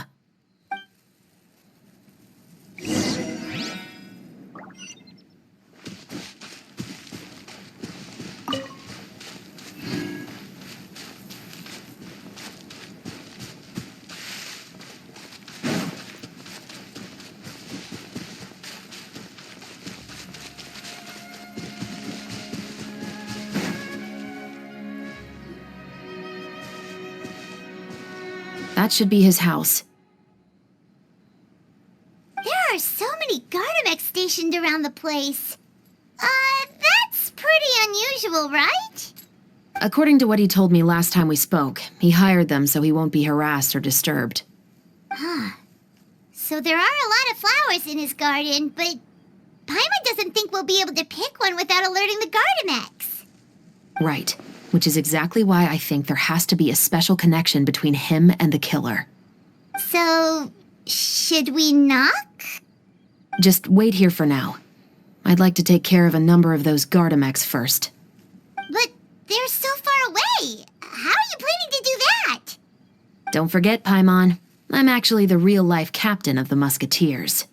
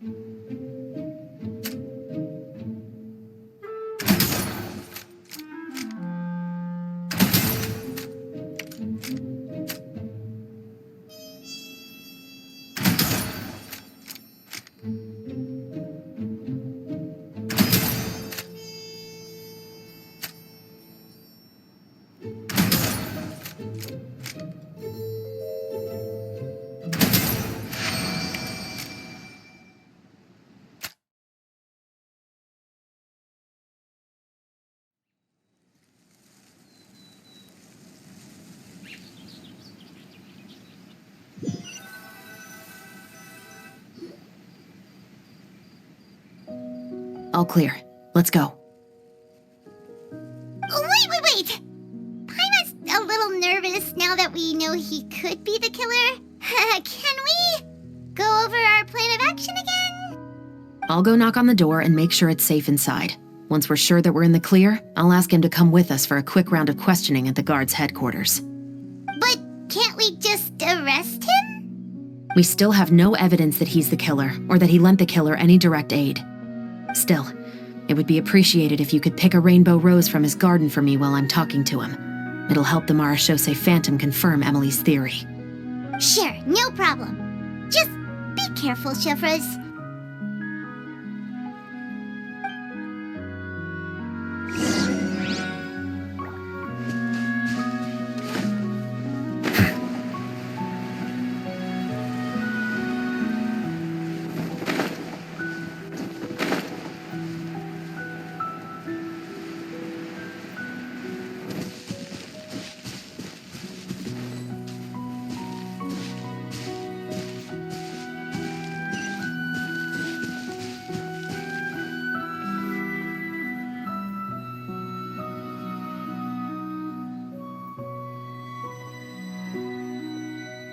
Excuse me, Mr. Baptiste, are you home? Who could it be at this hour? Oh, it's you, Officer Chevros. Would you mind accompanying me to the guard's headquarters, Mr. Baptiste? We would like to ask you some questions about a case. Oh, is it still regarding the murder case from before?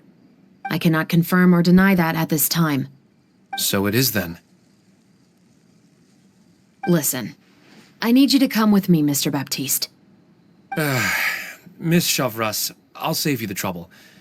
Oh, and you two over there? There's no need for you to pick my flowers either. It's not time for them to bloom yet. Oh! Okay.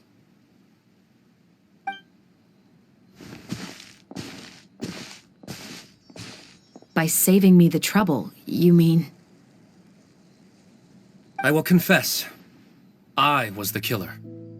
Huh? He just admitted he's guilty! Please relax, everyone. I'm not armed.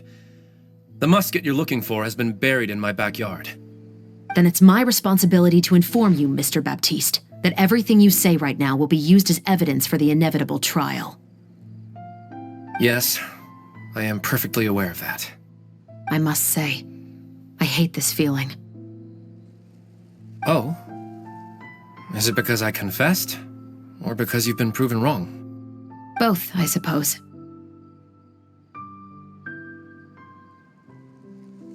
For the same reason as the one I wrote out in my novel, of course. I did it to exact revenge. I know you haven't figured out the link between the two of us. Had you done so, I'd have been taken away to the headquarters a long time ago.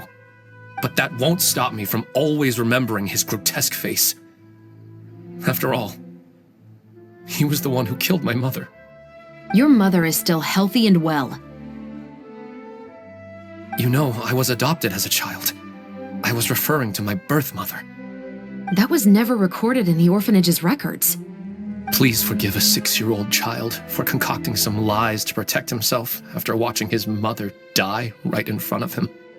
So, your novel, it was like a record of your life? No, of course not. It was a work of fiction with many embellished parts. But I am indeed the illegitimate son of a wealthy and influential man who abused his power to murder my mother. That part was 100% real. But the man you killed didn't have a Mora to his name. He was a hired assassin, an irredeemable beast who sank his fangs into a defenseless woman just for a few bags of Mora. But if that's really the truth, you wouldn't be telling us any of this now. You still haven't managed to take revenge against your father, the true mastermind behind it all. I never thought I'd hear that kind of thing from the captain of the Special Security and Surveillance Patrol. I'm simply skeptical about your motives. It's simple, really. I've grown tired of everything and don't want to shoulder this burden anymore. You may have considered me too soft to pull the trigger. Well, as it turns out, you are exactly right. I've become overwhelmed by the aftermath of the murder. So you're going to call a stop to your revenge, just like that? The true mastermind is too rich and too powerful for me. I've accepted that I will never be able to avenge my mother alone. And so what? The characters in your book never gave up. Now, Officer Shavras, I'm the one who has killed a man, aren't I? Are you trying to convince me to commit another crime? What's your father's name? How do you plan to prove the veracity of all of your claims? Well, I'd like to speak with you privately. Sure. Why don't we speak privately at the guard's headquarters? No, it has to be here. I must ensure that we won't be overheard. Fine. Let's talk here. When I said won't be overheard, I meant by anyone. I would like to speak with you and you alone.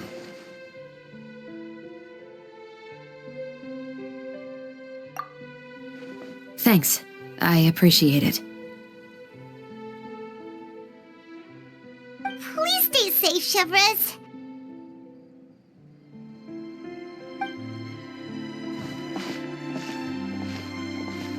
All right. Let's hear it. Will you really believe what I'm about to say? Well, that depends on what you're going to tell me. Fair enough. Fair enough. Then listen closely.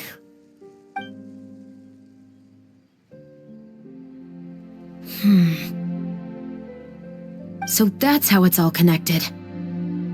So, it seems you believe me after all. Do you want me to go public with this? No, of course not.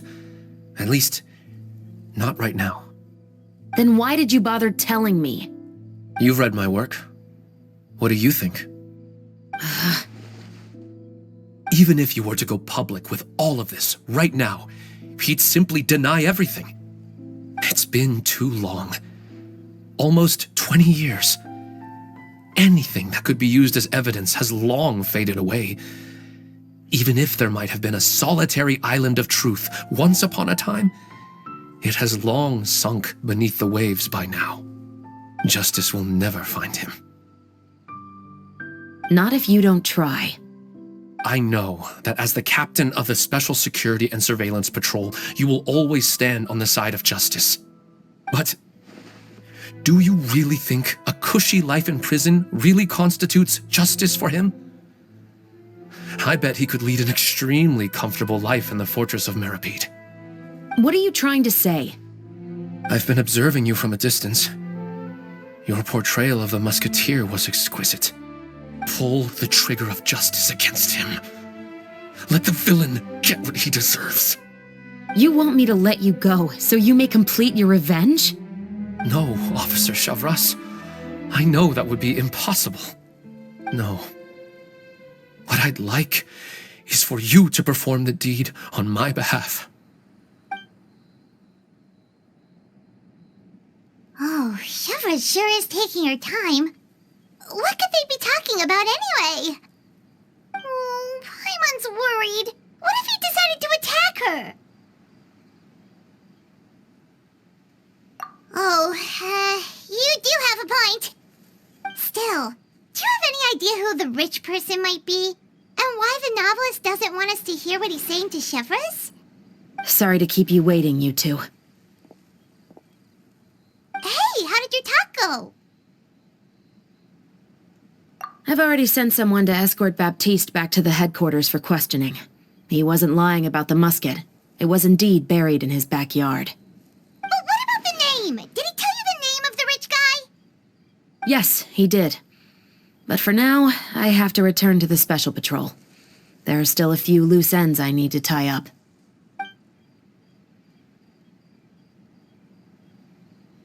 I'll probably be quite busy over the next few days, so apologies if you don't see me on set. All right, Paimon understands if you can't tell us everything you know. We'll just keep an eye on the Steambird then. Actually, there's still something else I need your help with.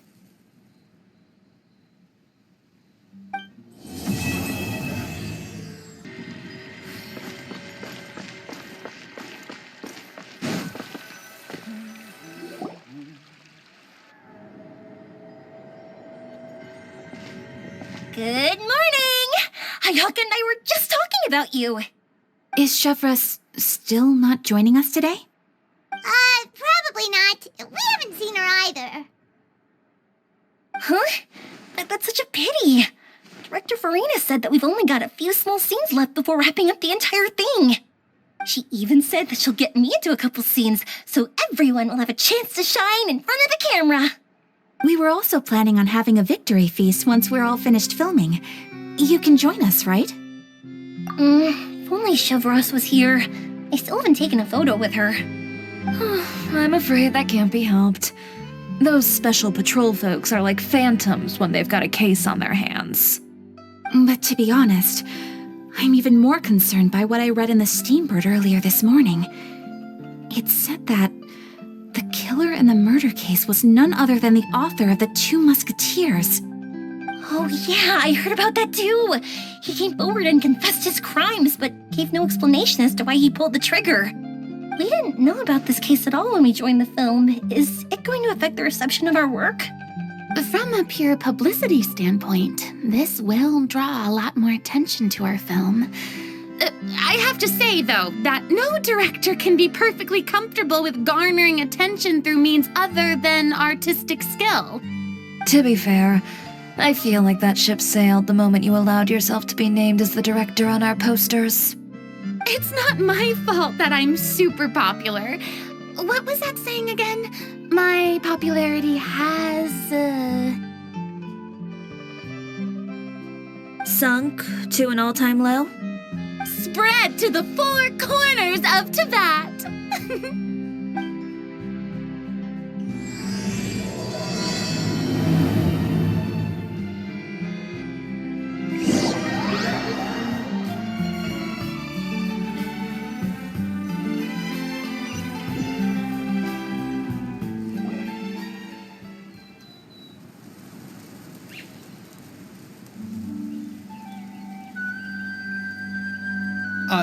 Excuse me, everyone.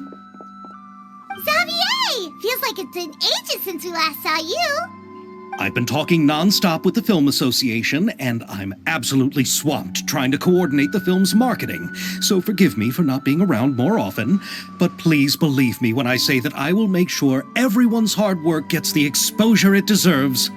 Oh, seems like you've been fighting your own battles. Yes, that's one way to put it. Oh, and before we begin the final round of filming, please allow me to finally introduce you to the original investor of our film, Mr. Morris. A pleasure to meet you all. Yes, glad to make your acquaintance, Mr. Morris. We've heard about the issues you've encountered with your financial situation, and genuinely hope that things have taken a turn for the better. Oh, well, the situation has indeed improved somewhat. Don't worry, Mr. Morris. Accidents and last-minute challenges happen all the time. There's no need to blame yourself over it. The good news is that we're almost done filming now, and I would even say that this is the best story I've ever seen. Is that so? I see. That's great news. All right, right, now that we've gotten all the pleasantries out of the way, let's get this show on the road. We'll mostly be filming typical people and scenery from the streets today to improve the sense of environmental ambiance in some parts of the film. Oh, and there'll be a cameo for Mr. Kamisato and Miss Yoimiya as well. They'll be used to show outsider perspectives on the fates of the two Musketeers. That's right. Ayato should be here any minute. Excellent! Then let's start with the scenery shots. Camera and clapper loader, you're up. Yep, we'll be ready. Remember, all we need are some wide zoom shots of the streets.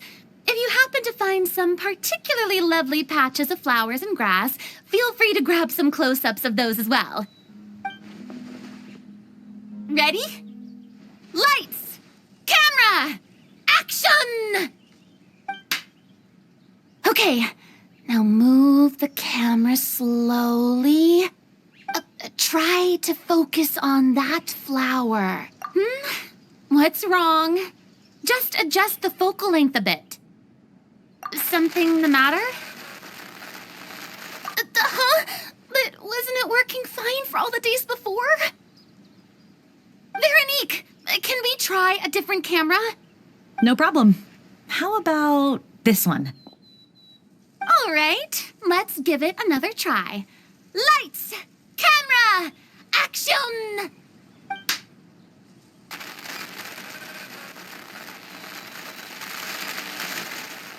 Don't tell me. This one is broken too? Veronique, do we have any other spare ones we can use? I'm afraid we only brought these two today. What? Then go find a workshop to get them repaired right away. Oh, and you too, Bono. Go find our spare camera in the warehouse and bring it back to the set. On it. Greetings, everyone. My apologies for the delay. Is something the matter, Ayaka? It seems like there are some issues with the filming equipment today. We're stuck for the moment. I see. Well, let's not just stand here twiddling our thumbs. Actors, to the makeup booth. We'll start on the next scene as soon as we get a working camera. The people at the workshop told me that the part which holds the lens in place seemed to have fallen off. That's super strange. It was perfectly fine just yesterday. Well, no time to dwell on that now. Let's get back to filming. Ahem! Quiet on set! Places, everyone! Lights! Camera! Action! By the way, have you heard about that recent murder case? Yes, I have. It seems that they've caused quite the commotion in the city.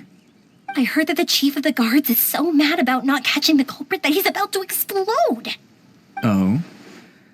I find that quite hard to imagine, considering how he already looks most days. Director, we have a problem. Oh, we're in the middle of a take! Couldn't you wait until we wrapped up this scene? No, Director, our film, all the finalized film that we've been keeping in the case has disappeared. Oh, wait, what did you say? Mr. Bono, please take me to where the film was kept right away. I'm coming too. No, Yoimiya, you have to stay here. Oh. Okay, listen up. Everyone who's not working on this current scene can go with Bono to look for the film. Everyone else, stay put and wrap up the scene. Unbelievable. How could all these problems happen in just one day? We're back. How did it go? Did you find the film? We found it in the sewers. Huh? In the sewers? Is the film still okay? We discovered it just in time, so we should still be able to salvage it. The others are checking now to see if we lost any specific scenes. Oh, you scared me for a moment there. I nearly thought we had lost everything. I really don't want to experience that feeling of despair again. Okay, but who could have stolen the film and dumped it there? Could it be, some competitors working on other films? But if they wanted to harass us, why wait until the last day? Okay, we don't have time to really look into it right now. Let's strike while the iron is still hot and wrap this thing up once and for all. Yeah, let's finish it.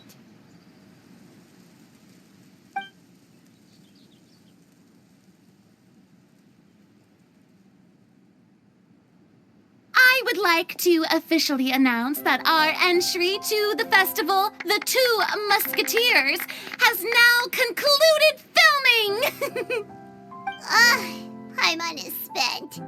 It's so late already. Even though the filming process proved to be extremely challenging, everyone provided valuable and unique contributions to the final product. Thank you all for your dedication and support. And just like Director Farina, I would also like to extend my most heartfelt thanks to all of you. Really, you've all helped me so much. All right, let's save the awards speech for later and hopefully also get some rehearsals in before the real thing. Anyway, now it's time to party! Let's all make our way to the beach and have a celebration feast so loud and fun that even the blubber beast will want in. Party! Paimon wants to party!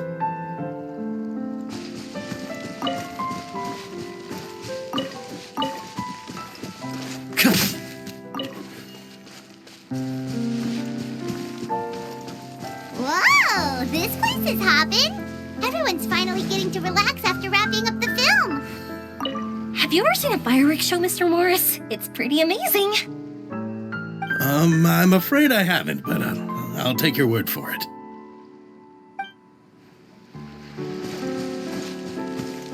Let's go chat with someone. Oh, this is turning out to be quite the party.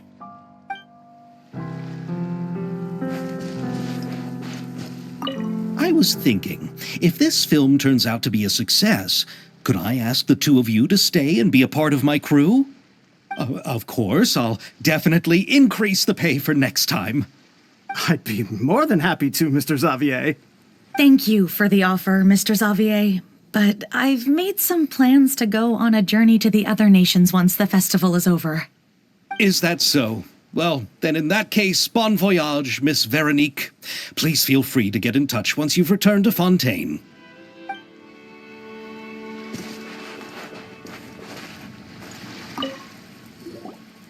Farina! Oh, my darling clapper loader and camera operator. You've both worked really hard. Paimon thinks you worked even harder than us. Honestly, Paimon was getting a little tired of playing with the clapperboard by the end of it. Worst of all, Paimon started having dreams of you shouting, "Lights, camera, action!" into Paimon's ears. The actual dream can't even start until you've yelled that. Hey, if anything, shouldn't I be more grand and delightful in your dreams? We've been through so much together, and that's how your brain remembers me? That's not Paimon's fault. We've just used the clapperboard too much lately. Anyway, what's most important is that we wrapped the film. I'm pretty confident that we'll take first prize. Hey, no need to mention the official name. Wait, now that you mention it, if we did win the prize, would Farina just get a statue of herself? Come on, I don't need that kind of attention. Xavier can accept the reward on our behalf. But just imagine! Farina accepting the Farina Award and holding a Farina statue. I'm going back to my dessert now. You all can keep discussing that on your own.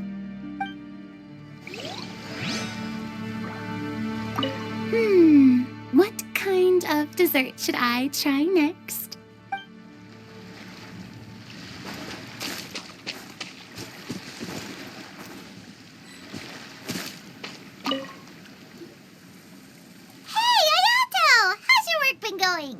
Everything went rather smoothly. Thank you for your concern. Hayato told me that we've already confirmed the dates for some Inazuma Fontaine cultural exchange events. So the next time we visit, we'll be doing so in our capacities as the representatives of the Yashiro Commission. Oh, that's great! Then maybe Paimon will be able to find Fontaine detective novels in Inazuma from now on!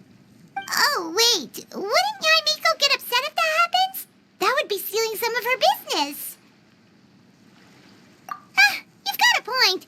She's always complaining that light novels have become bland and too predictable after all. The cultural exchange won't only feature literatures of both nations, of course.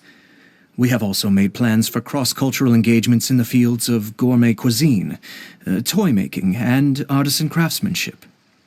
Whoa! Paimon's getting super excited now! When the time comes, be sure to visit and participate in all the events.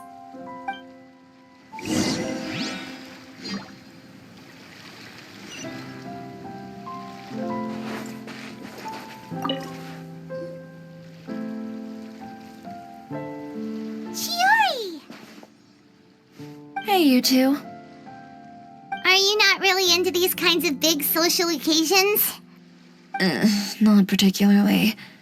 But this is still better than Fontaine Fashion Week. But if this film becomes a big hit, people will definitely come flocking to your shop. Yes, that's highly likely. As long as the film can premiere as planned. Are you still worried about the case? That and all the obstacles we had to face today. You're right. It's as if all our bad luck just manifested at once. But why today of all days? No, it's nothing. We've already delivered the film to the editors, so there should be nothing more to worry about. How are you doing, Mr. Morris? You having a good time? Well, you could say that. Do you happen to know when the party is scheduled to end? Judging by how much fun everyone's having, I'd say probably not until well after midnight. Is there something that you still have to take care of at home, Mr. Morris? Oh, well, I'm just not a late night person, so I might take off shortly. Oh no! Silly me. I almost forgot something super important. Oh, what is it? I prepared a whole batch of fireworks for the party, but I forgot to bring them over from the warehouse. Fireworks, you say? That's, truly a pity. Sorry things didn't go as planned. Could you help me carry them over, Mr. Morris? I won't be able to fetch all of them by myself. Me? Are you sure that you can't find anyone else? I just wanted to make this a surprise for everyone. The warehouse isn't far from here. We'll be there in no time. Pretty please, Mr. Morris. These are some of the best fireworks I've ever made. So I also want you to see them before you leave. They're stunning. I promise that they'll be a once-in-a-lifetime experience that you'll never forget. But... It's okay. Just come with me. If we're sneaky enough, nobody else will see us leaving. All right. The warehouse is right over here. I moved the fireworks there in advance, so it shouldn't be too much work bringing them back.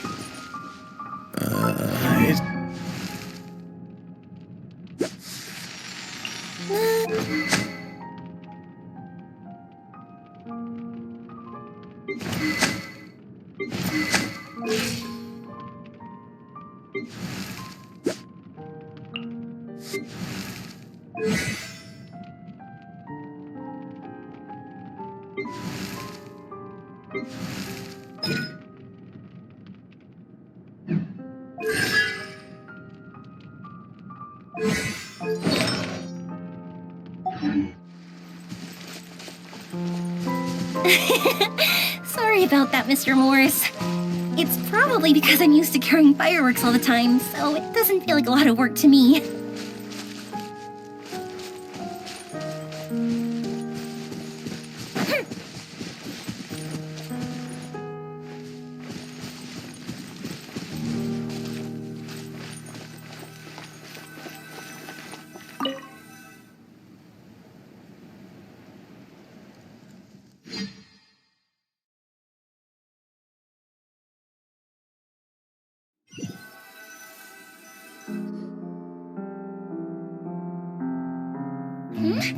It's dark in here. Wait here, Mr. Morris. I think the light switch should be somewhere over here. Well, why did I have to get roped into this? What was that?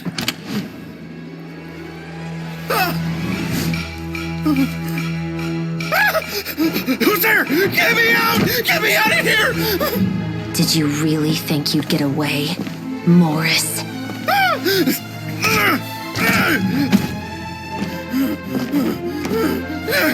You've got the wrong guy! It wasn't me! I'm not the killer!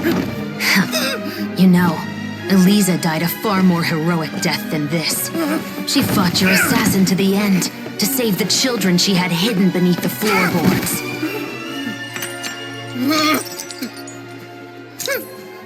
That is Eliza's pendant. The one with a photo of you two inside. The one you gave her. Ring any bells? It's a fake! It has to be! There's no way! No way your assassin didn't destroy it, you mean?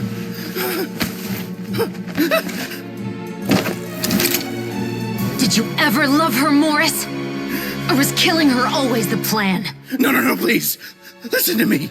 I told Eliza to keep us a secret. I paid her plenty for her silence. I never thought she'd keep the child.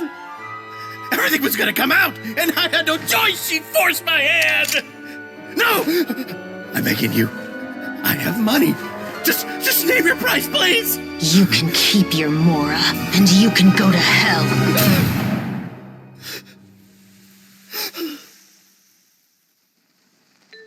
I'm Captain Shovraz of the Special Patrol. Morris, you're under arrest for Eliza's murder.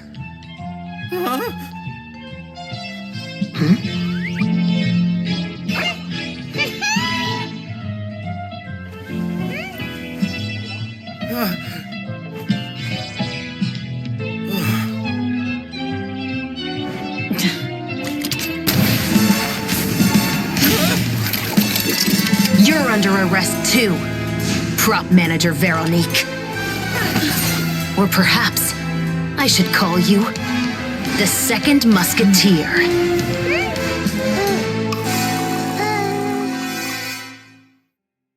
Wait, what's going on?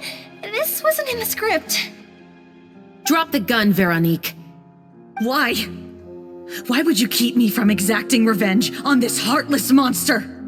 Drop your weapon. This is my final warning.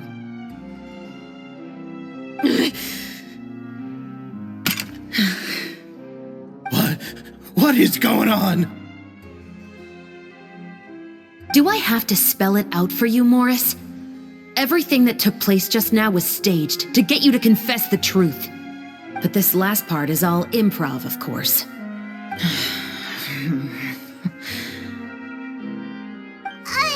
Shovraz, you told us you wanted us to help you stage a play. You never said anything about the second Musketeer.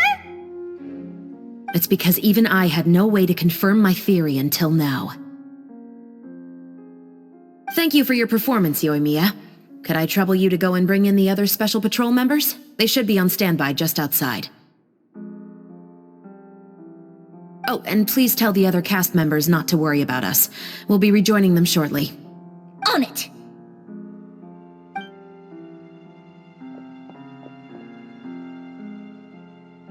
So what do you think, Morris?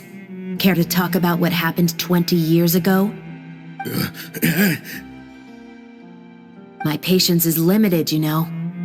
Don't force me to take you back to the interrogation room. I'd wager that you wouldn't last for more than a minute in there. With the recording we made, you have no chance of winning in court. Cooperating with us now is the most practical move. All right. I'll talk.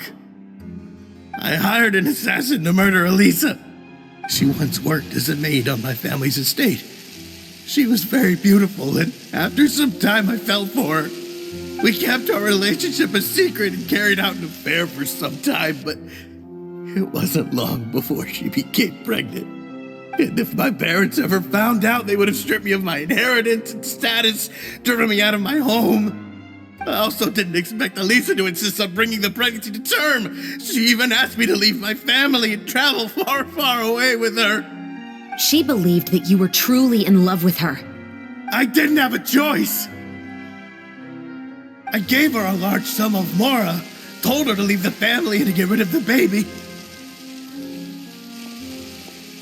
But then years later, she sent me a letter. There were photos of 2 children, and she even asked if I could find some time to visit them.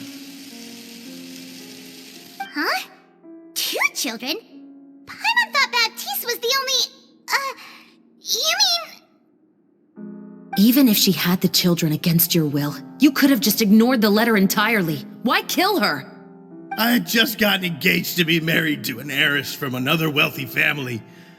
So if anyone were to find out about Elisa, my life would be completely ruined. I didn't have a choice. No. You always had a choice.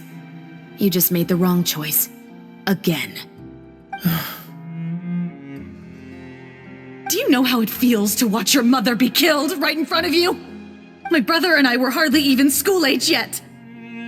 We were hidden beneath the floorboards, grasping each other's hands like a lifeline. We were so terrified that we didn't even know we could ever take a breath. All we could do was to watch Mother try to fight back, and then collapse to the floor. Even after the assassin left, we were still too terrified to leave our hiding spot. We thought that he might come back. It was only until the next evening when we finally climbed out and gathered around our mother. But she had already become cold and stiff to the touch. You made up your mind right then and there to bring this case to light. Not only that, we resolved to get our revenge. And that's why you became the Musketeers. No, that's why I became a Musketeer. The man from before was also killed by me. My brother had nothing to do with it. I figured as much. You did? I once told these 2 that he didn't look like a killer to me. His confession from that night also rubbed me the wrong way. I think what really tipped me off was, how could I not feel a sense of regret in him?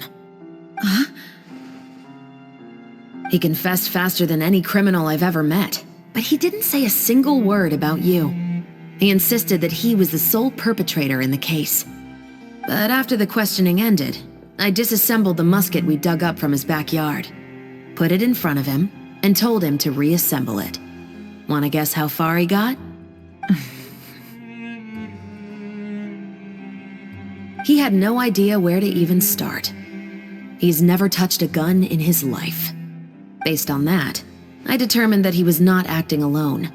He only surrendered himself to draw our attention and create a moment of opportunity for his partner. So, I decided to play along. And as expected, the second musketeer followed us without hesitation once she saw Morris get separated from the rest of the cast. Besides, why else would he call the novel The Two Musketeers? But how did you know it was Veronique? I figured it out the moment Baptiste told me his father's name.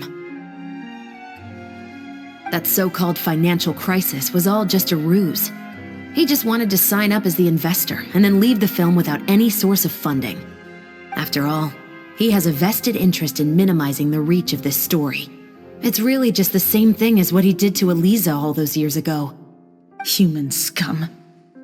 But then Xavier pulled out all the stops and got the film made against all odds. Morris couldn't have that. With the killer in custody, he figured it was safe to act. And so he came to visit the set today, just as I expected. Wait, so you were behind all those mishaps today?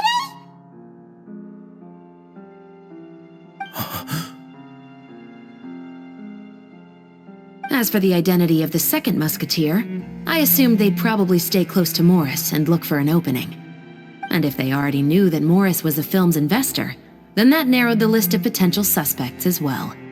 Furthermore, being the props manager would allow the culprit to avoid scrutiny by purchasing mechanical parts in the name of the crew. With that hypothesis in mind, I went back to check Baptiste's orphanage adoption records. Guess whose name I saw on the same page, just a few lines from his. My brother. He trusted you. As in, he trusted me to perform the deed on his behalf? He trusted you to stand on the side of justice. I am. I thought you could do it as well. Oh, the look on your face when you told him to go to hell. I really thought you'd put a bullet in his brain. You know what he has done. Are you telling me that you'd rather see him spend the rest of his life living like a king in the fortress of Meripede? I will never be able to forget the feeling of my mother's cold, lifeless hands. And you would call this ending fair? Is this what you call justice? I won't lie, Veronique. I did hesitate when your brother first told me about the truth. I wondered. I agonized over whether I should really put a bullet in his head. So why don't you? Because that should never be how justice is carried out in this world.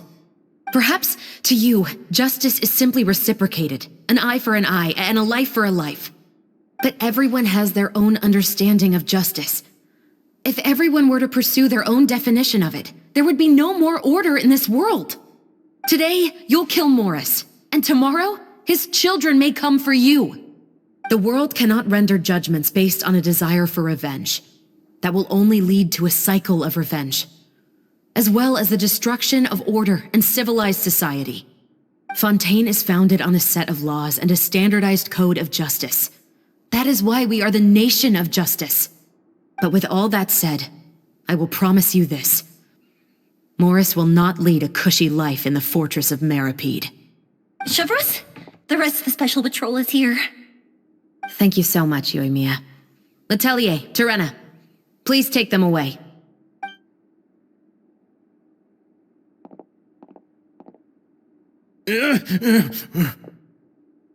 I still can't agree with your reasoning. I know. Justice has not been delivered. At least, not today.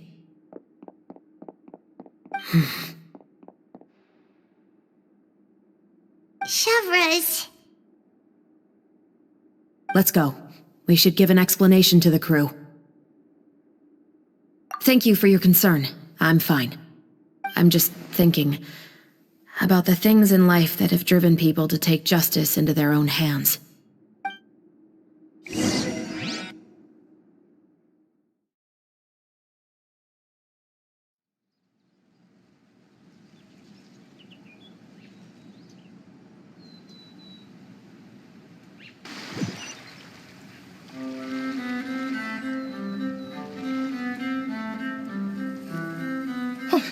Who would have thought Morris would turn out to be...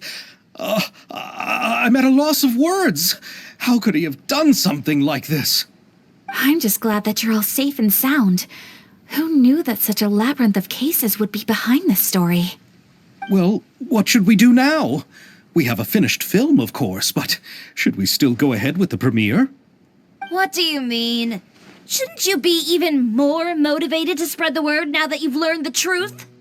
Chiori is right. I'd also like more people to see this story for themselves. But the real ending of the story seems to have deviated somewhat from the one in the script. Is that still acceptable to you, Miss Chevreuse? The call is yours. We still have time to reshoot an ending if that's what you'd like. No, it's fine as is. I like what we have for the catharsis. Romanticism is what gives works of art their appeal. Fiction is able to explore means of restitution that could never work in real life. Just like the real world, the world of stories also has its own set of rules and justice. These different possibilities are what initially drew me to reading in the first place. Sounds good to me. I support your decision. What about Veronique? Will she be okay? She will soon face her judgment alongside her brother and Morris. If I had to guess, they'll probably all be sent to the fortress of Meripede. I'll make sure to give Risley a heads up about it. Oh, you mean that kind of heads up? Exactly. Ahem. All right, then the matter's settled. Now that everything's been taken care of, There's no reason for us to keep looking all gloomy and grumpy. Let's get back to the feast and enjoy each other's company. We'll be starting the post-production process tomorrow. You should join us, Shavras. You missed the first few hours of the party, didn't you? All right. Count me in. Then I'll wait for you over there. There's still some good news that I'd like to share with Shavras. Traveler, Paimon, could you wait for me by the sea after the party ends? I'd like to go on a brief walk with the two of you. Thank you very much.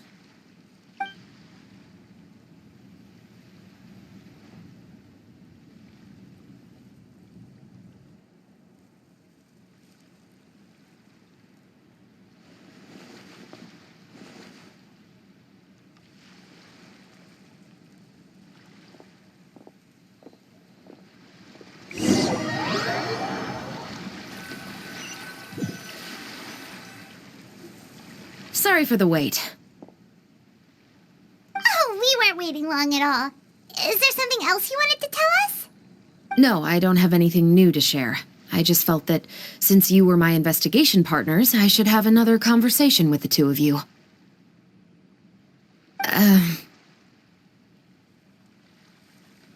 Traveler, how would you have responded to Baptiste's request if you were in my shoes?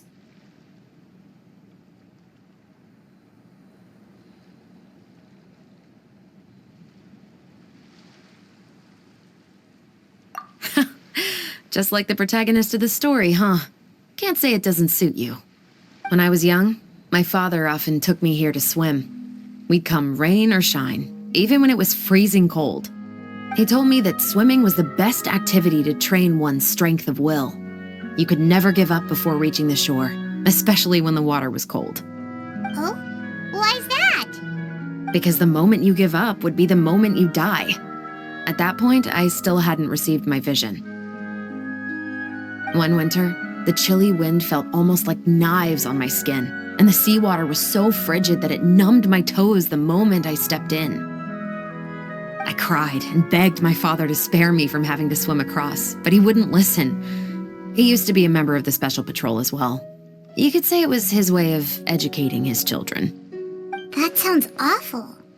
When he saw that I wouldn't stop crying, he just picked me up and tossed me into the icy water. The bone-chilling cold took away my senses. I couldn't feel anything but fear and rage. I waited for my father to save me, but one look and I knew he'd already started swimming for the opposite shore. I realized that if I were to give up, I really would die right then and there. I used all of my strength to try and catch up to my father.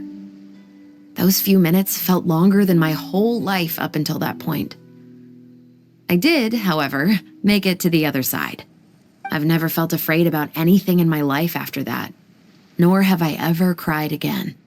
That way of teaching would have never worked on Paimon. Yeah, I don't think that was the right method for anyone. It's just that, working now as I am in the pursuit of justice, I still sometimes feel like I've been tossed into that winter sea all over again. The anger and the helplessness. Shavras. But the worse I feel, the more I know to never give up. The alternative would be to forever lose myself among the waves. Anyway, how about a race? Neither of us will drown, but we can still see who swims faster. You guys go ahead! Paimon will grab the clapperboard to mark the start of the race.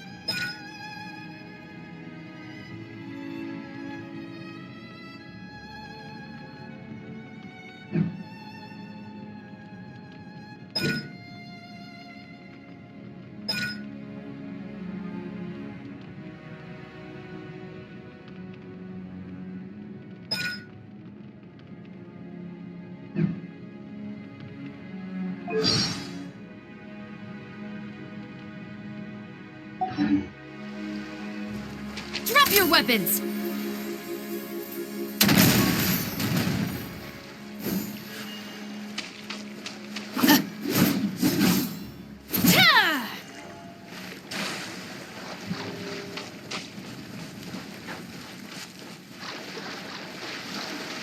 Final warning!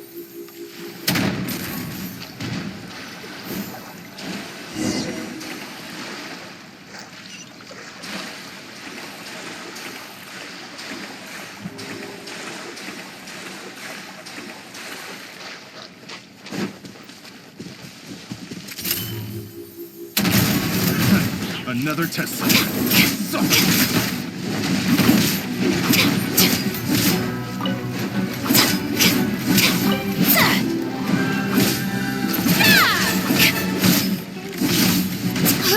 That's all for size. Stop right there! You asked for it!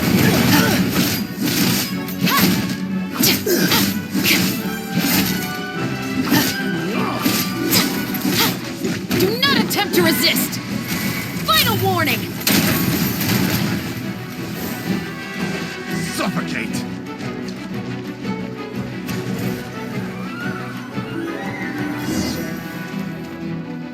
Oh, that felt good.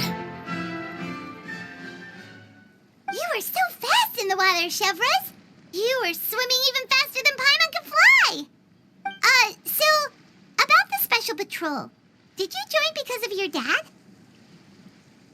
Partly, but I'd say I was more inspired by the heroes I read about in stories growing up. Oh, so it's due to your love of stories. Of course, it was only after I joined the Special Patrol that I learned that truth is often stranger than fiction. Come on, let's walk a bit more.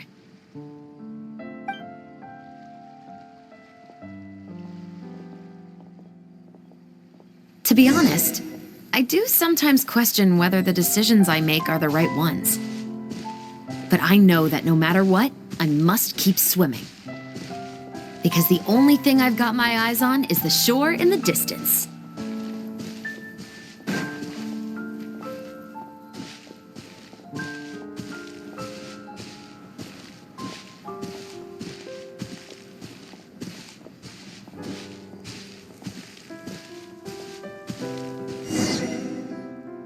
Thank you for coming on this walk with me. I feel a lot better after getting all that off my chest. Huh. We're nearly back at Baptiste's house. Huh. You're right. I didn't realize we were so close. He really did plant a lot of flowers. It's just like how he described it in the story. Huh? Wait. Paimon, Traveler, look! The rainbow roses in the garden. They're in full bloom now.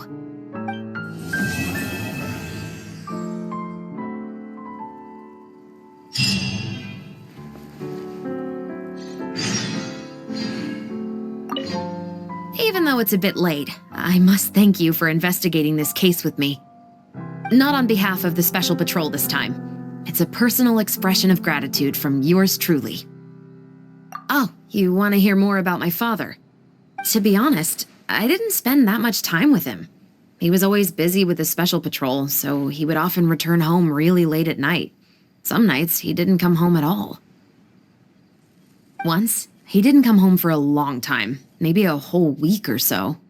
When I went out to buy food, I learned that he had become a criminal, and by extension, that made me a criminal's daughter. But we can talk about that another day. I actually have a lot of sympathy for Veronique and Baptiste. I can understand the hatred they feel for their father. But that doesn't mean I'll allow them to walk the path of evil, even if it might lead to another sense of justice. Films are different from the real world. They're a form of art and represent the wishes in people's hearts. I adore the two Musketeers, and I'm very happy to have had the opportunity to act the role as one. I can't wait to catch the film when it premieres in the Opera House. I'm looking forward to seeing the audience's reaction to the climactic ending. Thank you for looking out for me. I'll see you at the award ceremony. I'd be very surprised if we don't win.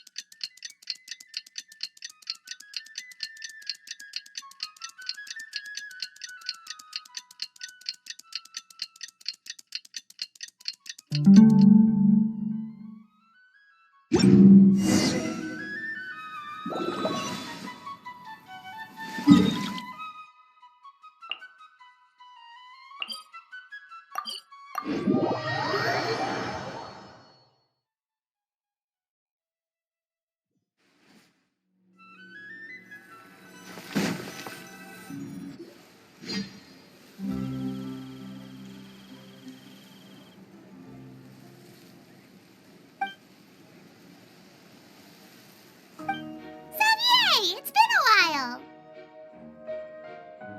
Hey there, you two! Sorry I've been scarce. I've been buried in marketing and preparing the film for release ever since we wrapped post-production. The award ceremony is today, right? Paimon wonders if we'll win the Farina Award. I'd give it a 90% chance. Farina! Oh, Paimon didn't know you were already here. You're earlier than everyone else. I'm sure the others will also be here in no time. Xavier, if we end up getting called on stage, shouldn't you come up with a name for our crew? What? But we don't even know if we're going to win. I wouldn't want to jinx our chances by celebrating early. Just open your eyes! Surely you've seen the audience's reactions to our film. We've had nothing but critical acclaim. You've also had conversations with the Opera House's operating staff, right? Didn't they want to increase the number of showings? With the mora you've made from the box office, you can now open your very own film company. But that's all credit to my amazing crew. You've all helped to make this a reality, so I can't be the only one asked to come up with a name. Well, give it some thought. I'm sure the crew will respect your choice. All right, but before that, Traveler and Paimon, could I trouble you to quickly pay a visit to the Fortress of Meripede? Huh? But shouldn't we stay for the award ceremony? I wanted to ask you two to invite Shavraz to join us at the ceremony. She's one of the lead roles, after all. I haven't been able to find her recently, so I haven't had the chance to invite her personally. According to the papers, the culprits of the Musket murder case will be personally escorted today by the captain of the Special Patrol to the Fortress of Meripede. Oh, Paimon gets it now. Yep, just wait here, Xavier, and maybe try to come up with a few snappy-sounding names. All right, then I'll leave you to it.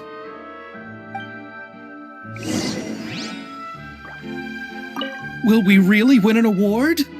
Trust me. When have I ever been wrong about something like this?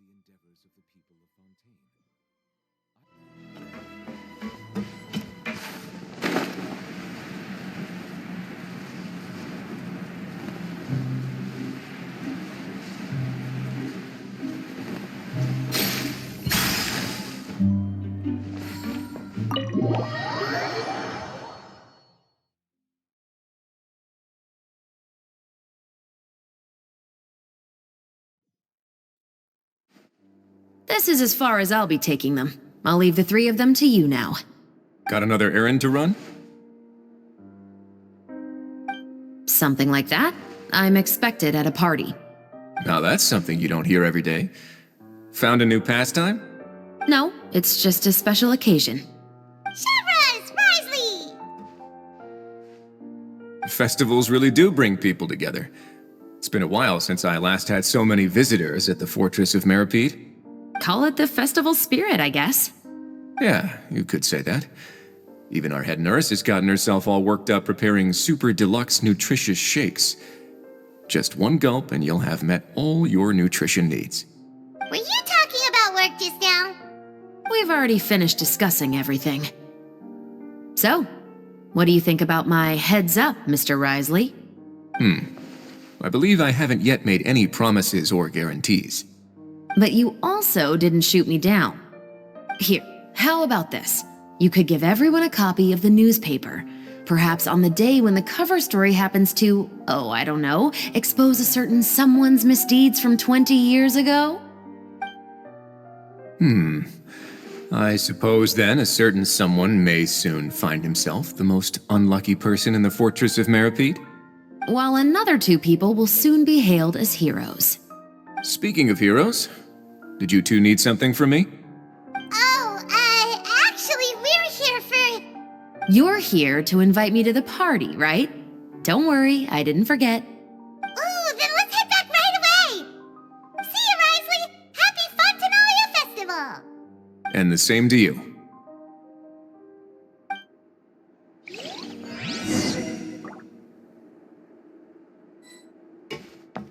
Please, go and enjoy the festival.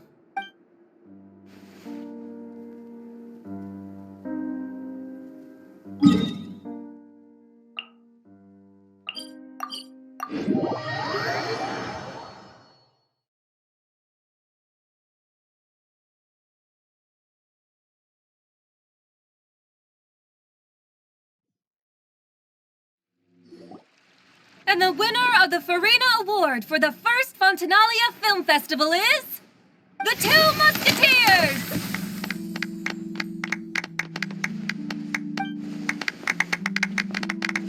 We won! We really won! Congratulations, Mr. Xavier.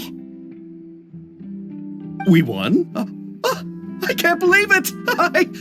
I really can't thank all of you enough!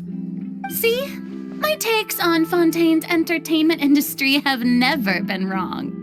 Now, please welcome to the stage the producer of The Two Musketeers, Mr. Xavier!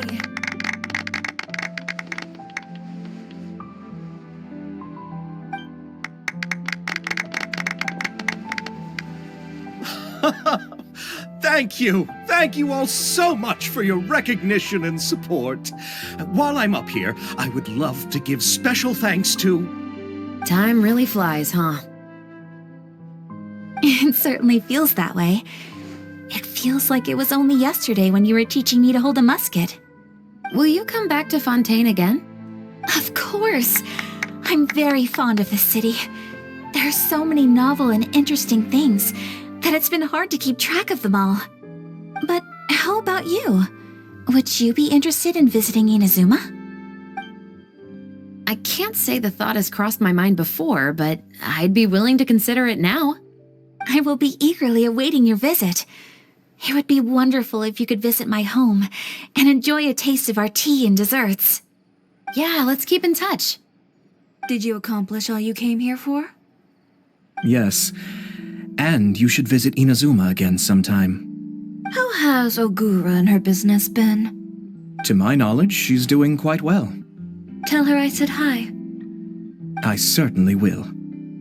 I heard the thunderstorm has stopped. Yes, and the war has also been brought to an end. Peace and prosperity has returned to the islands. I quite like the sound of that. Perfect for hanging textiles out to dry. I'd like to offer my thanks again to the entire cast and crew. Without you, I would have never completed this film, much less had the opportunity to be standing on this stage. With the support of my entire crew, I would like to officially announce our film company, Musketeer Pictures! That has a really nice ring to it. Then in that case, let's please welcome all the members of Musketeer Pictures onto the stage for a commemorative photo. Oh, Paimon didn't know we'd also be taking pictures. Director Farina, I believe you are the most deserving person to raise this trophy. Huh? No. There's no need. It's so embarrassing. It's an honor the director deserves. Yes, I agree. Just accept that you're not getting out of this.